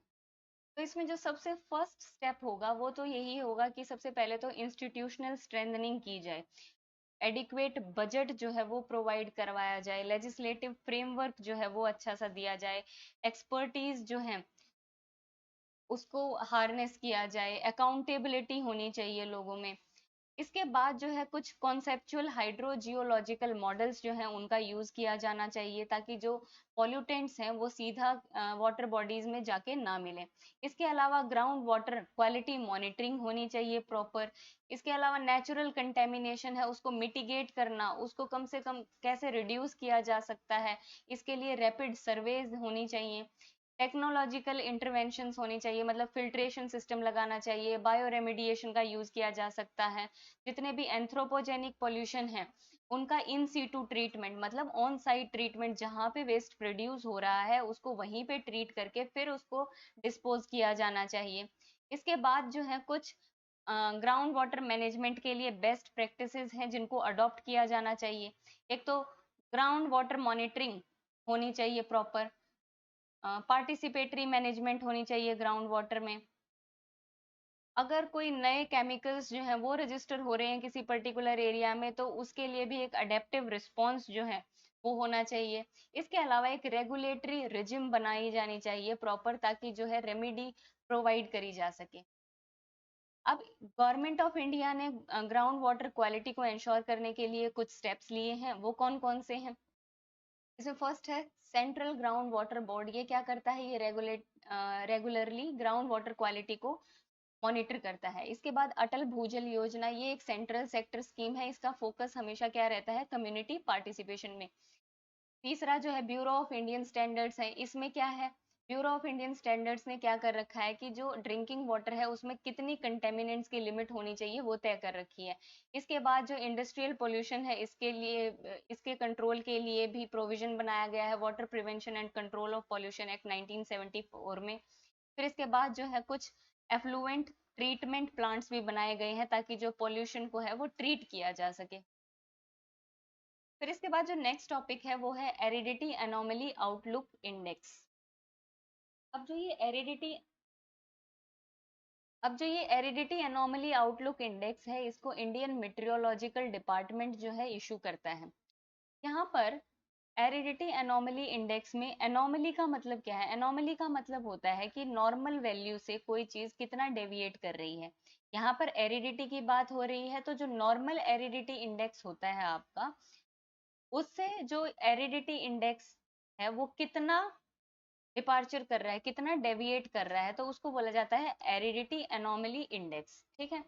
अब जो ये एरिडिटी इंडेक्स है ये किस चीज को रेफर करता है? ये रेफर करता है कि कोई भी प्लांट कितना वाटर स्ट्रेस जो है उससे सफर हो रहा है, कितनी उसको शॉर्टेज है मॉइस्चर की। अब वो मॉइस्चर जो है उसकी शॉर्टेज किसी भी तरीके से हो सकती है, due to lack of rainfall हो सकती है, सॉइल मॉइस्चर में कमी आ गई है उसकी वजह से भी हो सकती है। ठीक है। अब जो आईएमडी है हमारा, वो क्या करता है? वीकली रिपोर्ट तैयार करता है इस एनोमली पे। फिर उसके अलावा वो वीकली ड्रॉट आउटलुक इंडेक्स भी निकालता है। अब जो ये इंडेक्स है इसमें की फाइंडिंग्स क्या है कि 756 डिस्ट्रिक्ट्स में से ओनली 63 जो है वो नॉन एरिड डिस्ट्रिक्ट्स पाई गई हैं, बाकी जो 660 डिस्ट्रिक्ट्स हैं वो क्या फेस कर रही हैं? एरिडिटी फेस कर रही हैं, डिफरेंट डिफरेंट ग्रेविटी में, माइल्ड, मॉडरेट, सिवियर। इसमें से 196 डिस्ट्रिक्ट्स जो हैं वो सिवियर डिग्री ऑफ ड्राइनेस जो है वो सफर कर रही हैं। 65 जो है वो इसमें से वो उत्तर प्रदेश में ही है। बिहार में जो है ये 33 हैं जो सीवियर एरिड कंडीशंस को फेस कर रही हैं। अब ड्रॉट के बारे में जान लेते हैं कि ड्रॉट क्या होता है। ड्रॉट का मतलब होता है सूखा, मतलब जब बहुत लंबे टाइम तक वाटर अवेलेबल ना रहे, वाटर की शॉर्टेज रहे, उसको ड्रॉट बोला जाता है। और ये किसी भी कारण से नहीं होता, ये सिर्फ इनसफिशिएंट रेन या फिर प्रेसिपिटेशन में जो है वो कमी आ जाए तो जो है वो ड्रॉट की कंडीशन होती है। अब एरिडिटी और ड्रॉट में क्या डिफरेंस है? ड्रॉट जो है वो रिकरेंट होता है और टेम्परेरी होता है, मतलब अगर बारिश नहीं हो रही है काफी लंबे टाइम तक तो वाटर की जो अवेलेबिलिटी है वो कम हो जाएगी, तो वो ड्रॉट कंडीशंस जो है वो आ जाएंगी उससे। पर अगर एक बार प्रेसिपिटेशन हो गई, अगर रेनफॉल हो जाती है, तो वो जो ड्रॉट की कंडीशन है वो खत्म हो जाती है। पर जो एरिडिटी होती है वो सिर्फ प्रेसिपिटेशन से लिंक नहीं होती, वो दूसरी क्लाइमेटिक रिजिम से भी लिंक होती है। तो इसके बाद हम देखते हैं कि इंडिया में 68% हमारी जो कंट्री है वो ड्रॉट प्रोन एरियाज में आती है। इसके अलावा हम देखेंगे कि जो ड्रॉट है उसके इम्पैक्ट क्या क्या है। इकोनॉमिक इम्पैक्ट है, एनवायरमेंटल इम्पैक्ट है, सोशल इम्पैक्ट है। इकोनॉमिक इम्पैक्ट में हम देखते हैं, तो इकोनॉमिक इम्पैक्ट में क्या होता है कि जो हमारी फूड सप्लाई चेन है ना वो डिसरप्ट हो जाती है। जैसे अगर पानी की कमी होगी तो एग्रीकल्चर अच्छे से नहीं हो पाएगा, और अगर एग्रीकल्चर प्रोडक्शन में लॉस आता है तो उससे हमारी पूरी की पूरी फूड सप्लाई चेन जो है वो डिसरप्ट हो जाती है। इससे हमें क्या करना पड़ेगा कि इंपोर्ट्स पे रिलाई करना पड़ेगा, तो इससे जो है वो इकोनॉमिक इम्पैक्ट जो है बहुत नेगेटिव तरीके से पड़ता है। फिर अगर एनवायरमेंटल इम्पैक्ट्स की बात करें तो क्या होगा, एक तो जो ग्राउंड वाटर लेवल है वो और नीचे चला जाएगा, सॉइल सैलिनिटी बढ़ सकती है, जो वाइल्ड लाइफ है वो माइग्रेट कर सकती है एक एरिया से दूसरे एरिया में, और इससे क्या होगा, मैन एनिमल कॉन्फ्लिक्ट के चांसेस भी बढ़ सकते हैं। फिर इसके बाद जो है सोशल इम्पैक्ट जो है उससे क्या होगा, इससे माल न्यूट्रिशन, स्टारवेशन, इन सब की जो है वो, ये सब जो है वो हो सकता है। फिर इसके बाद हम देखते हैं कि कौन कौन से इश्यूज हैं related to drought management in India.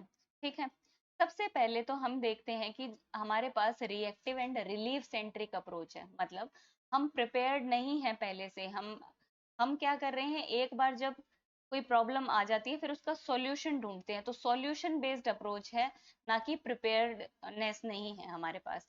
फिर उसके बाद जो है limited usability of climatic information. अगर हम देखें जो हमें क्लाइमेटिक इंफॉर्मेशन दे रहे हैं डिफरेंट डिफरेंट एप्स, उसमें क्या है, पुअर कम्युनिकेशन की प्रॉब्लम आती है, लैंग्वेज बैरियर भी है। कोई कोई ऐप जो है प्रॉपर वर्नाकुलर लैंग्वेज में ना इंफॉर्मेशन ट्रांसफर करके वो क्या करते हैं, इंग्लिश या हिंदी में ही इंफॉर्मेशन को ट्रांसफर कर रहे हैं। इससे जो है लोगों को समझने में प्रॉब्लम आ रही है। ठीक है, इसके बाद अनसर्टेनिटी है और कॉम्प्लेक्सिसिटी भी है क्लाइमेट फोरकास्टिंग मॉडल्स में। मतलब कि वो एक रिलायबल डाटा जो है वो प्रोवाइड नहीं करते हैं। फिर इसके बाद हम देखते हैं कि प्रॉपर प्लानिंग और कोऑर्डिनेशन भी नहीं है ग्राउंड लेवल पे। इसके बाद जो वाटर रिसोर्सेज हैं इंडिया में उनका ऑप्टिमल यूज भी नहीं हो रहा है। फिर इसके बाद देखते हैं कि इंडिया ने ड्रॉट मैनेजमेंट के लिए कौन कौन से इनिशिएटिव ले रखे हैं। जो national agricultural drought assessment and monitoring system है वो हमें रियल टाइम इंफॉर्मेशन देता है रिगार्डिंग द ड्रॉट प्रिवेलेंस। फिर उसके बाद ड्रॉट अर्ली वार्निंग सिस्टम है, ये भी हमें रियल टाइम में ही ड्रॉट मॉनिटरिंग प्लेटफॉर्म की तरह काम करता है और ये इंफॉर्मेशन देता है रियल टाइम। फिर इसके बाद आत्मनिर्भर कृषि ऐप है, इससे भी जो है फार्मर्स को पता लग जाता है कि क्या कौन सा वेदर इवेंट्स होने वाले हैं। फिर उसके बाद नेशनल वाटर पॉलिसी 2022 है। इसके बाद कुछ रिलीफ मेजर्स जो है वो दिए गए हैं इंडियन गवर्नमेंट की तरफ से, जैसे कंपनसेशन दी गई है through national and state disaster response funds, crop insurance है अंडर प्रधानमंत्री फसल बीमा योजना। इसके अलावा कुछ ड्रॉट मिटिगेशन प्रोग्राम्स भी चलाए जा रहे हैं, जैसे अटल भूजल योजना है, कैच द रेन कैंपेन है, प्रधानमंत्री कृषि सिंचाई योजना है। इसके अलावा इंटीग्रेटेड वाटरशेड मैनेजमेंट प्रोग्राम है। ये सारे इनिशिएटिव हैं जो गवर्नमेंट ऑफ इंडिया जो है वो ले रही है। इसके बाद हम देखते हैं कि कुछ वे फॉरवर्ड्स भी हैं। अब इस समस्या से निपटने के लिए क्या क्या स्टेप्स जो हैं वो लिए जा सकते हैं। सबसे पहला होगा इंटीग्रेटेड मैनेजमेंट को अडॉप्ट किया जाए। मतलब ड्रॉट प्रिवेंशन पे, मिटिगेशन पे, प्रिपेयर्डनेस पे ज्यादा ध्यान दिया जाए, ना कि सॉल्यूशन बेस्ड अप्रोच पे। हमें पहले से ही प्रिपेयर रहना होगा क्लाइमेटिक इवेंट्स के लिए। फिर इसके बाद जो है कॉन्टेक्स्ट स्पेसिफिक होनी चाहिए, नीड बेस्ड ड्रॉट फोरकास्टिंग होनी चाहिए। मतलब कि अगर वर्नाकुलर लैंग्वेजेस में जरूरत है तो वर्नाकुलर लैंग्वेजेस में ही इंफॉर्मेशन जो है वो स्प्रेड की जाए। फिर इसके बाद जो है प्रमोशन करना चाहिए एजुकेशन का, और लोगों को अवेयर करना चाहिए रिलेटेड टू मिटिगेशन पॉलिसीज। ठीक है, इसके बाद जो है जॉइंट ट्रेनिंग प्रोग्राम्स चलाने चाहिए, ताकि जो रिजिलियंस प्रोवाइड करवाई जा सके ड्रॉट के अगेंस्ट। ट्रेडिशनल नॉलेज है उसको भी हार्नेस करना चाहिए, और जितने भी टेक्नोलॉजिकल कैपेसिटीज हैं, कैपेबिलिटीज हैं, उनमें भी इन्वेस्ट करना चाहिए। फिर जो उसके बाद जो एनडीएमए है उन्होंने ड्रॉट रेजिस्टेंट के लिए क्या किया हुआ है कि कुछ गाइडलाइंस दी हुई हैं, जिसमें सबसे पहले है असेसमेंट एंड अर्ली वार्निंग, जिसमें क्या होगा, ग्राउंड बेस्ड और स्पेस बेस्ड इंफॉर्मेशन जो है वो दी जाएगी लोगों को। सॉइल मॉइस्चर लेवल्स को मॉनिटर किया जाएगा। क्विकर असेसमेंट की जाएगी जितनी भी क्रॉप यील्ड्स हैं उसकी। फिर इसके बाद जो सेकंड है वो prevention and preparedness and mitigation, की कैसे प्रिवेंट किया जा सकता है, कैसे प्रिपेयर रहा जा सकता है, इस बारे में गाइडलाइंस दे रखी हैं। उसके बाद capacity development, capacity national training and capacity building programs जो हैं वो चलाए जा रहे हैं।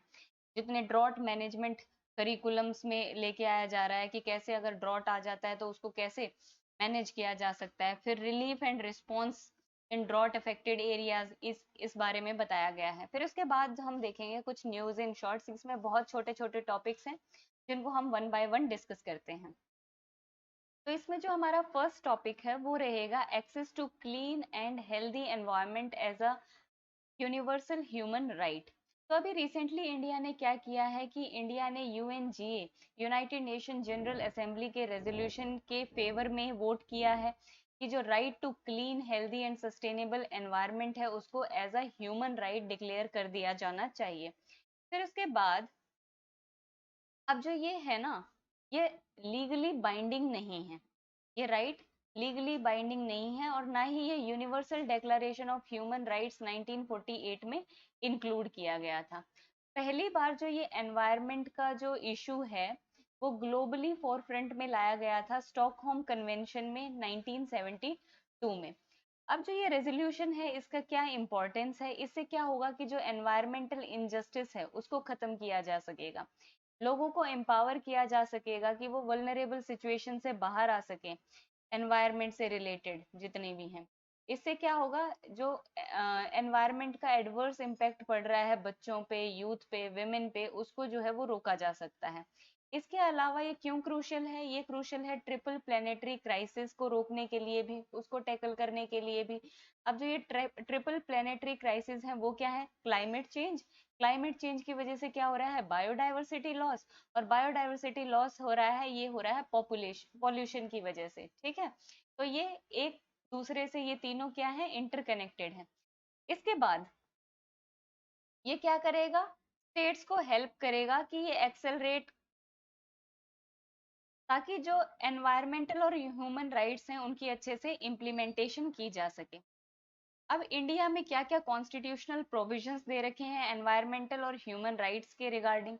तो आर्टिकल 21 जो कि फंडामेंटल राइट है हमारा, क्या, right to life and liberty, उसमें भी एनवायरनमेंट के लिए बोला गया है कि एवरी इंडिविजुअल को राइट टू क्लीन एनवायरनमेंट जो है वो राइट दे रखा है। इसके बाद हमारे पास 48A है आर्टिकल, जो क्या है, डीपीएसपी है, जो स्टेट की जो है वो जिम्मेदारी तय करती है कि स्टेट हमेशा क्या एंडेवर करेगी कि वो लोगों तक जो सेफ एनवायरनमेंट दे सके, फॉरेस्ट को सेफ गार्ड कर सके, वाइल्ड लाइफ को जो है वो सेफ गार्ड कर सके। फिर उसके बाद जो हमारी फंडामेंटल ड्यूटी में भी एनवायरनमेंट से रिलेटेड जो है वो ड्यूटी दी गई है कि जितने भी इंडियन सिटीजन होंगे वो क्या करेंगे, नेचुरल एनवायरनमेंट को प्रोटेक्ट करेंगे।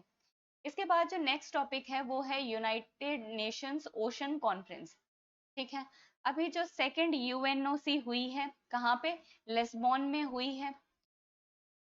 उसमें जो टाइटल रखा गया है, उसका जो एम है वो था our ocean our future call for action. ये कहाँ पे हुई, ये लिस्बॉन में कंडक्ट हुई, और कहाँ पे, केन्या और पोर्टुगल ने इसको को होस्ट किया है। जो सबसे फर्स्ट यूएनओसी थी हमारी वो न्यूयॉर्क में हुई थी, और उस टाइम फिजी और स्वीडन ने इसको होस्ट किया था। अब इसमें डिस्कस किया गया कि कौन कौन से इनोवेटिव एक्शंस लिए जा सकते हैं जिससे ओशन इमरजेंसी को एड्रेस किया जा सके। तो यहाँ पर जो की हाइलाइट्स रही थी इसकी, United nation on ocean conference की, वो क्या क्या थी, इससे क्या होगा, पेरिस एग्रीमेंट और जो ग्लासगो क्लाइमेट पैक्ट है उसको अच्छे से इम्प्लीमेंट किया जा सकेगा। अब जो जो स्टेट्स थी यहाँ पर उन्होंने वॉलेंटरली कमिट किया कि टोटल 30% जो है ग्लोबल ओशन का, के मरीन प्रोटेक्टेड एरियाज का, उसको प्रोटेक्ट करेंगी सारी कंट्रीज मिलके। फिर इंडिया ने भी कमिट किया कि वो कोस्टल क्लीन सी कैंपेन चलाएंगी, जितने भी कोस्टल एरियाज हैं वो क्या है, वहां पर प्लास्टिक बैन कर दिया जाएगा, सिंगल यूज प्लास्टिक है उस पे बैन लगा दिया जाएगा। इसके अलावा जो यूनेस्को है वो state of the ocean report जो है वो भी लॉन्च करती है, और उसके अंडर जो की रिकमेंडेशन है वो क्या है कि जितना ओशन के लिए जो साइंस पॉलिसी इंटरफेस है उसको स्ट्रेंथन किया जाए। ठीक है, सस्टेनेबल ओशन प्लानिंग की जाए, मैनेजमेंट की जाए। अब जो यूनाइटेड नेशन कॉन्फ्रेंस है ये क्या, इसके जो की कमिटमेंट्स थी वो क्या क्या थी, एक तो जितने भी प्रोटेक्टिंग एरियाज हैं, नेशनल मैरीटाइम जोन्स हैं, उनके 30% एरिया को क्या किया जाएगा, प्रोटेक्ट किया जाएगा। कार्बन न्यूट्रलिटी अचीव करनी है 2040 तक। इसके अलावा प्लास्टिक पॉल्यूशन को रिड्यूस करना है। इसके अलावा रिसर्च के लिए भी कुछ फंड्स एलोकेट किए जाएंगे। फिर जो हमारा नेक्स्ट टॉपिक है वो है ozone hole over the tropics. अभी साइंटिस्ट ने रिवील किया है कि जो ओजोन होल है, डिप्लीशन ऑफ ओजोन है, वो ट्रॉपिक्स के ऊपर भी देखी गई है। अब तक क्या था, जो ये एंटार्क्टिक होल होता था, जो ये ओजोन होल है ये कहाँ पर देखा गया था, एंटार्क्टिका में ही देखा गया था। ओजोन जो है अब हमें पता है ये कहाँ पे पाई जाती है, ये स्ट्रेटोस्फेयर में पाई जाती है, और वहां पर ये क्या हो रही है, डिप्लीट हो रही है।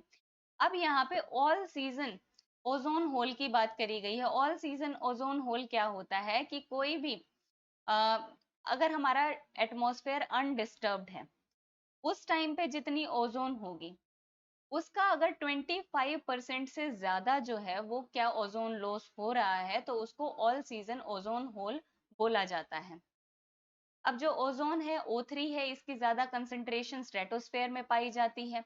ये हमें हार्मफुल यूवी रेज से बचाता है।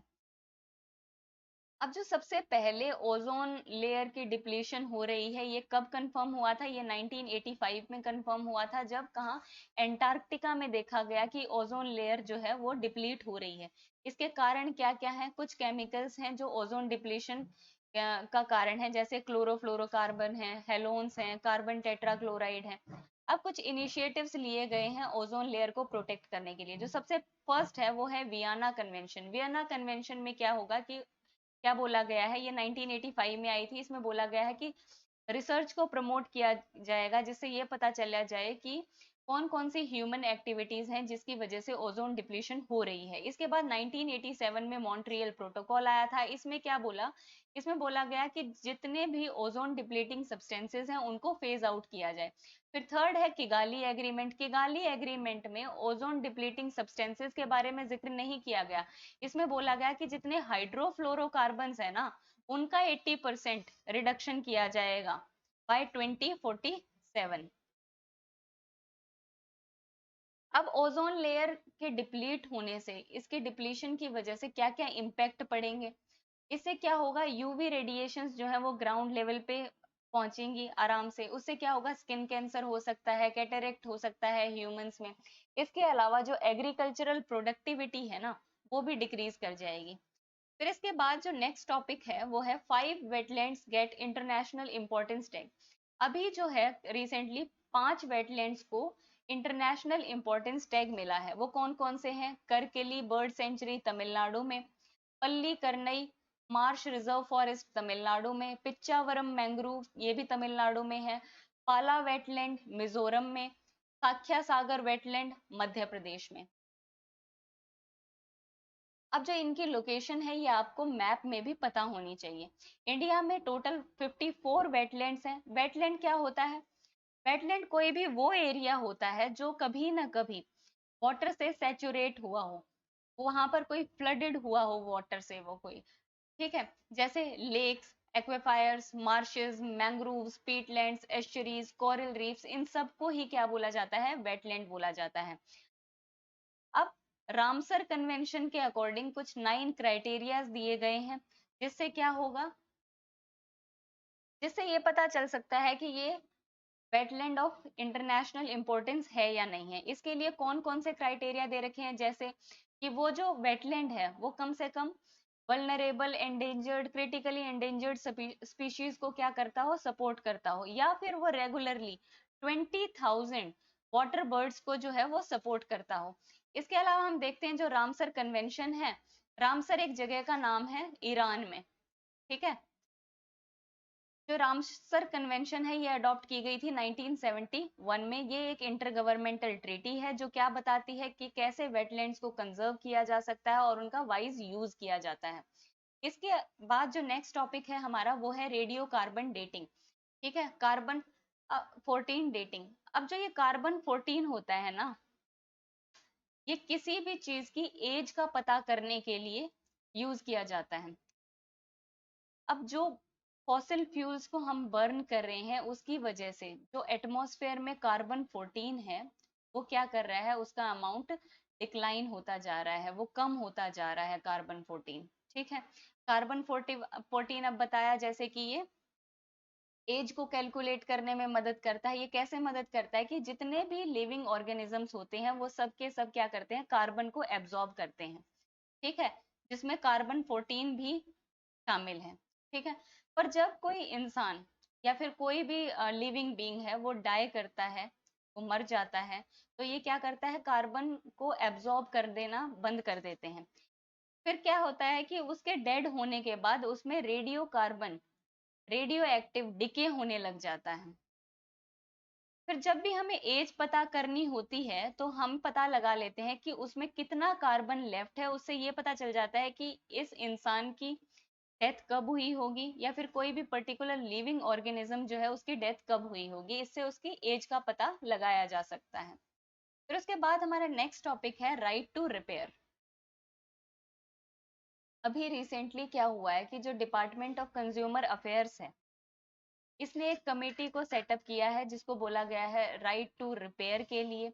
इसका काम क्या होगा कि इसका काम होगा कि ये ऐसे लाइफस्टाइल को एम्फेसाइज करवाए जो क्या हो, एनवायरनमेंट के लिए हो।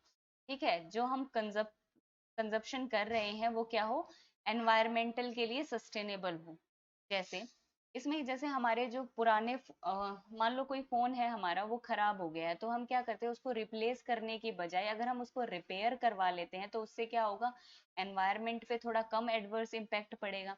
तो इसके लिए क्या क्या सेक्टर्स जो है आइडेंटिफाई किए गए हैं वो होंगे farmer equipments, mobile phones, tablets, consumer durables, automobiles, automobile equipment. ठीक है, इसमें क्या बोला गया है कि जितनी भी कंपनीज हैं, जितनी भी मैन्युफैक्चरर्स हैं, वो क्या करेंगे, अपने अपने इक्विपमेंट्स के जो पार्ट्स हैं वो भी कंज्यूमर्स को क्या कराएंगे, अवेलेबल कराएंगे इन डिफरेंट डिफरेंट शॉप्स। की अगर मान लो कोई मोबाइल है या फिर कोई भी इक्विपमेंट ऐसा है जो खराब हो जाता है, जिसका कोई पार्ट खराब हो जाता है, तो वो किसी इंडिपेंडेंट शॉप पे जाके उसको रिपेयर करवा करवा सकता है। अब जो ये राइट टू रिपेयर है ये कहाँ कहाँ पे रिकॉग्नाइज किया गया है, इसको यूएस, यूके, यूरोपियन यूनियन में जो है रिकॉग्नाइज किया गया है। अब इस रिपेयर मूवमेंट की जो है वो नीड क्यों पड़ी, इससे क्या होगा, जितनी भी स्मॉल रिपेयर शॉप्स हैं उनका बिजनेस बूस्ट होगा। इसके अलावा जो ये कल्चर है कि यूज एंड थ्रो वाला कल्चर है, इससे भी क्या होगा, इसको भी कर्ब किया जा सकता है। फिर एनवायरनमेंट पे जो इमेंस प्रेशर पड़ रहा है, जो वेस्ट जनरेट हो रहा है, वो भी क्या होगा, कम हो जाएगा। और मनी और टाइम तो कंज्यूमर का बचेगा ही। इसके अलावा कुछ कंसर्न्स भी एसोसिएटेड है राइट टू रिपेयर के साथ। जैसे एप्पल और टेस्ला नाम की जो ये कंपनीज हैं, इन्होंने क्या किया है, इनके इस पे ऑब्जेक्शन लगाया है, इसके अगेंस्ट आर्ग्यू किया है कि अगर इंडिपेंडेंट शॉप्स को हम अपने पार्ट्स प्रोवाइड करवाएंगे तो जो हमारा इंटेलेक्चुअल प्रॉपर्टी है वो लीक हो जाएगी। इससे क्या हो सकता है, इससे सेफ्टी और सिक्योरिटी को खतरा हो सकता है उनके डिवाइसेस में। तो ये जो lifestyle for the environment and life movement है, ये क्या है, इसको पीएम ने COP 26 conference of parties 26 Glasgow में हुई थी 2021 में, तब जो है इसको लॉन्च किया गया था। इसका विजन क्या है कि अपना ऐसा लाइफस्टाइल बनाना जो एनवायरनमेंट के साथ इन ट्यून हो। ठीक है, जो एनवायरमेंटली सस्टेनेबल हो। अब जो भी लोग इस लाइफस्टाइल को फॉलो करते हैं उनको प्रो प्लेनेट पीपल बोला गया है। तो बेसिकली ये मिशन क्या करता है, एक ऐसा इकोसिस्टम क्रिएट करता है जो क्या होगा, एनवायरमेंटल फ्रेंडली होगा और क्या होगा, सेल्फ सस्टेनेबल होगा। इसके बाद जो हमारा नेक्स्ट टॉपिक है वो है green energy open access rules. Basically ये मिनिस्ट्री ऑफ पावर ने नोटिफाई किया है green energy open access rules को। इसका जो मेन ऑब्जेक्टिव है वो यही है कि ग्रीन एनर्जी को प्रमोट किया जाए। इसके कुछ सेलिएंट फीचर्स हैं इस रूल के। सबसे फर्स्ट जो पॉइंट है वो ये है कि जो स्मॉल कंज्यूमर्स है वो भी परचेज कर सकते हैं अब रिन्यूएबल पावर को। पहले ये लिमिट 1 मेगावाट जो थी परचेज की वो थी, अब उसको कम करके 100 किलोवाट कर दिया गया ताकि जो स्मॉल से स्मॉल कंज्यूमर है वो भी ग्रीन एनर्जी को परचेज कर सके। ठीक है, इसके बाद जो कमर्शियल और इंडस्ट्रियल कंज्यूमर्स हैं वो भी वॉलेंटरली बेसिस पर जो है वो ग्रीन पावर को परचेज कर सकते हैं। इसके बाद जितने भी यूनिफॉर्म रिन्यूएबल परचेज ऑब्लिगेशंस लगा दी गई हैं, जितनी भी डिस्ट्रीब्यूशन लाइसेंसेज हैं उन पे। इसके अलावा जो कंज्यूमर ग्रीन एनर्जी का यूज कर रहे हैं उनको ग्रीन सर्टिफिकेट्स दिए जाएंगे। अब इसका सिग्निफिकेंस क्या है, क्यों इम्पोर्टेंट है ये क्या इंश्योर करेगा कि एक तो जितनी भी ग्रीन एनर्जी है वो सबके को अफोर्डेबली मिल सके, रिलायबल सस्टेनेबल तरीके से जो है वो ग्रीन एनर्जी सबको मिल सके। इससे ये किस चीज को प्रमोट कर रहा है, ये प्रमोट करेगा जनरेशन, परचेज और कंजप्शन ऑफ ग्रीन एनर्जी, कि हम वेस्ट से एनर्जी प्रोड्यूस करके भी ग्रीन एनर्जी को बेचा खरीदा जा सकता है। ये क्या करेगा, ओपन एक्सेस देगा ग्रीन पावर के लिए। इसके अलावा इंडिया की जो कमिटमेंट है कि 500 गीगावाट की एनर्जी है वो प्रोड्यूस की जाएगी bye non fossil fuel method से बाय 2030, तो है उसको भी अचीव कर लेगा ये। इसके बाद जो हमारा नेक्स्ट टॉपिक है वो है ग्रेट इंडियन बस्टर्ड। अब ये ग्रेट इंडियन बस्टर्ड न्यूज में क्यों है, क्योंकि इसकी जो पॉपुलेशन है ना ग्रेट इंडियन बस्टर्ड की वो 100 से भी कम रह गई है। ठीक है, अब जो ये ग्रेट इंडियन बस्टर्ड है ये गुजरात और राजस्थान में पाई जाती हैं। बेसिकली हो क्या रहा है गुजरात और राजस्थान के एरियाज में, ये जितनी भी जो ये इलेक्ट्रिकल वायर्स हैं, जितनी भी हाई टेंशन तारें हैं, ये उनसे जाके टकरा जाती हैं और क्या हो जाती हैं, ये इनकी जान जो है वो चली जाती है। इस वजह से जो इसकी पॉपुलेशन है वो 100 से भी कम हो गई है। अभी रिसेंटली सुप्रीम कोर्ट ने 2021 में ऑर्डर भी दिया था कि जितनी भी पावर केबल्स हैं ये इन सारी लाइंस को अंडरग्राउंड कर दिया जाए, पर जो सेंटर और राजस्थान गवर्नमेंट है उन्होंने सुप्रीम कोर्ट के इस ऑर्डर को ऑब्जेक्ट किया। उन्होंने बोला कि ये एक सेफ्टी के हिसाब से बहुत रिस्की है, कॉस्ट भी बहुत ज्यादा हाई आएगा और ये पावर सेक्टर के लिए भी एडवर्स इम्प्लीकेशन देगा। फिर जो राजस्थान गवर्नमेंट और सेंट्रल गवर्नमेंट दोनों ने ही ये बोला कि जो भी अ, जो ग्रेट इंडियन बस्टर्ड का हैबिटाट है ये रिन्यूएबल एनर्जी सेक्टर के लिए भी बहुत ही इम्पोर्टेंट एरिया है। जहां पर ये रहती हैं ग्रेट इंडियन बस्टर्ड, वो वाला एरिया रिन्यूएबल एनर्जी सेक्टर से भी बहुत ज्यादा इम्पोर्टेंट है, के हिसाब से भी बहुत ज्यादा इम्पोर्टेंट है। और जो ग्रेट इंडियन बस्टर्ड्स के लिए थ्रेट हैं वो कौन कौन से हैं, वो है hunting, habitat erosion, grinning projects, ये सारे हैं। फिर इसकी ग्रेट इंडियन बस्टर्ड कंजर्वेशन के लिए कौन कौन से स्टेप्स लिए गए हैं इंडियन गवर्नमेंट द्वारा, ये कौन कौन से हैं, इसको स्पीशीज फॉर रिकवरी प्रोग्राम में जो है वो इंक्लूड किया गया है। इसके अलावा national wildlife action plan 2002 to 2016, इसमें भी जो ग्रेट इंडियन बस्टर्ड है उसको इंक्लूड किया गया है। अब जान लेते हैं थोड़ा ग्रेट इंडियन बस्टर्ड के बारे में। ये arid, semi arid grasslands, open country, thorn scrub यहाँ पे पाई जाती है। बेसिकली ये इरिगेटेड एरियाज जो हैं वहां पर नहीं पाई जाती, इन एरियाज को ये अवॉइड करती है। इसके बाद हम देखते हैं कि जो राजस्थान है, राजस्थान में हाईएस्ट पॉपुलेशन पाई जाती है ग्रेट इंडियन बस्टर्ड की। और जो ये ग्रेट इंडियन बस्टर्ड है ये एंडेमिक है इंडियन सब कॉन्टिनेंट में, और इसको जो IUCN स्टेटस दे रखा है वो दे रखा है क्रिटिकली इंडेंजर्ड का। इसके बाद जो नेक्स्ट टॉपिक है वो है मोनार्क बटरफ्लाई। अब ये मोनार्क बटरफ्लाई है जो ये न्यूज में क्यों है, क्योंकि अभी रिसेंटली IUCN ने पहली बार इसको अपनी रेड लिस्ट में ऐड किया है जिसमें इसको एंडेंजर्ड कैटेगरी में रखा गया है।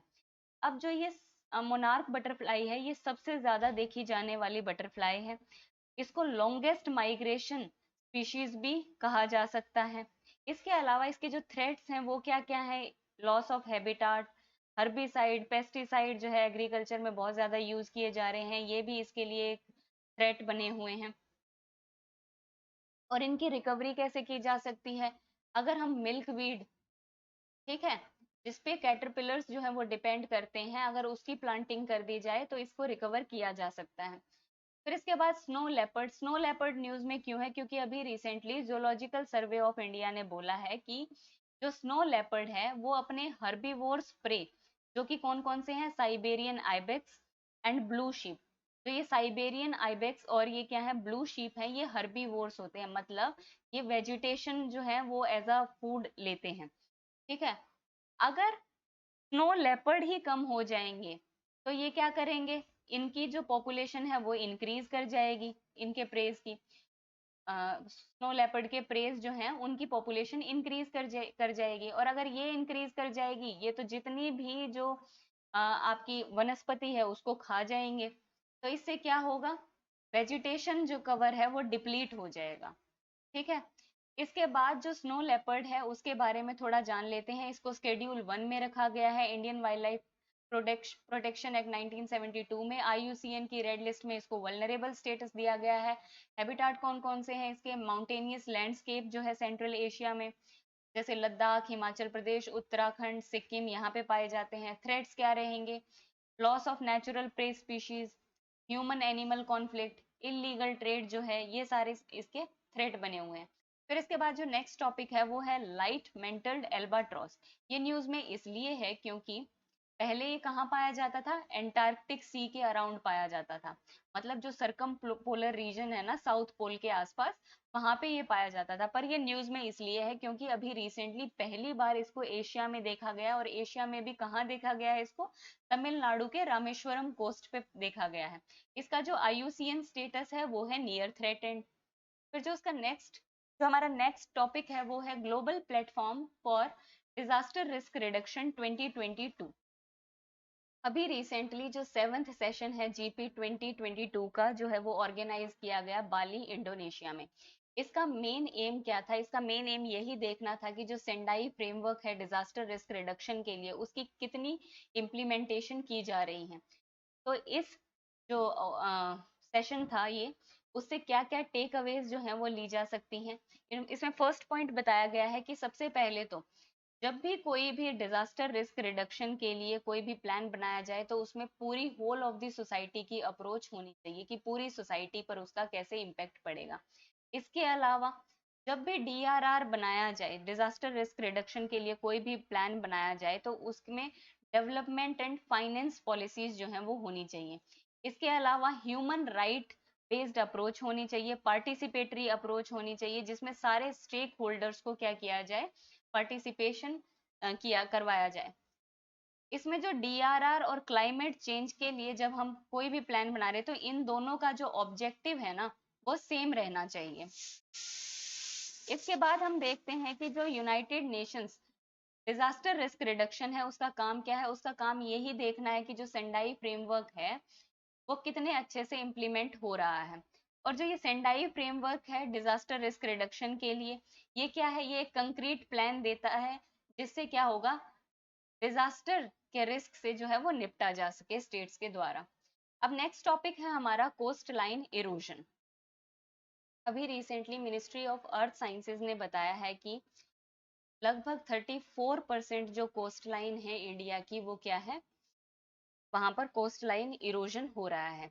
अब जो ये कोस्ट लाइन है इसको मॉनिटर कौन करता है, national centre for coastal research जो है, जो किसके अंडर आती है, मिनिस्ट्री ऑफ अर्थ साइंसेज के अंडर आती है, ये इसको मॉनिटर करती है। कैसे मॉनिटर करती है, रिमोट सेंसिंग डेटा का यूज करके, जियोग्राफिक इंफॉर्मेशन सिस्टम का यूज करके। इसमें क्या है, अप्रोक्सीमेटली 7000 किलोमीटर की लंबी कोस्ट लाइन को मॉनिटर किया जा रहा है सिंस 1990। ठीक है। इसमें पता चलता है कि जो 26% कोस्ट लाइन है वो एक्रीटिंग नेचर की है, मतलब यहाँ पर ये इंक्रीज कर रही है, मतलब सेडिमेंटेशन हो रही है यहाँ पर। और 40% जो कोस्ट लाइन है वो अभी स्टेबल स्टेट में है। जो सबसे ज्यादा कोस्टल इरोजन हो रहा है वो कौन से स्टेट में हो रहा है, वेस्ट बंगाल में हो रहा है। तो जो कोस्टल इरोजन है वो क्या होता है, ये एक तरीके का लॉन्ग टर्म रिमूवल है सेडिमेंट या फिर rock along the coastline. ठीक है। मतलब कोस्ट लाइन के अलोंग जब सेडिमेंट्स या फिर रॉक्स जो हैं वो रिमूव होने लग जाएं तो उसको क्या बोला जाता है, कोस्टल इरोजन बोला जाता है। अब ये किस वजह से होता है, wave action, tides, currents, wind driven water, इन सब की वजह से जो है ये होता है। इसके अलावा कुछ एंथ्रोपोजेनिक रीजंस भी हो सकते हैं कोस्टल इरोजन के। वो कौन कौन से हो सकते हैं? जैसे कोस्टल एरियाज में कंस्ट्रक्शन कर दी जाती है, सैंड माइनिंग होती है, ऑफशोर ड्रेजिंग होती है, ये सारे रीजन है कोस्टल इरोजन के। अब क्या क्या इम्पैक्ट है कोस्टल इरोजन का? इससे क्या होगा, एनिमल और प्लांट हैबिटाट जो है उसका डिस्ट्रक्शन हो जाएगा। ठीक है।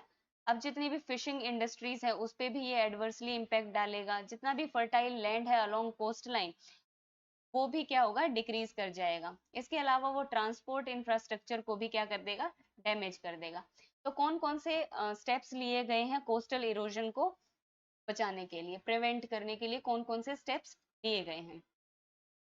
इसके लिए जो Indian national centre for ocean information services है, इस ये क्या निकालता है, कोस्टल वल्नरेबिलिटी इंडेक्स निकालता है।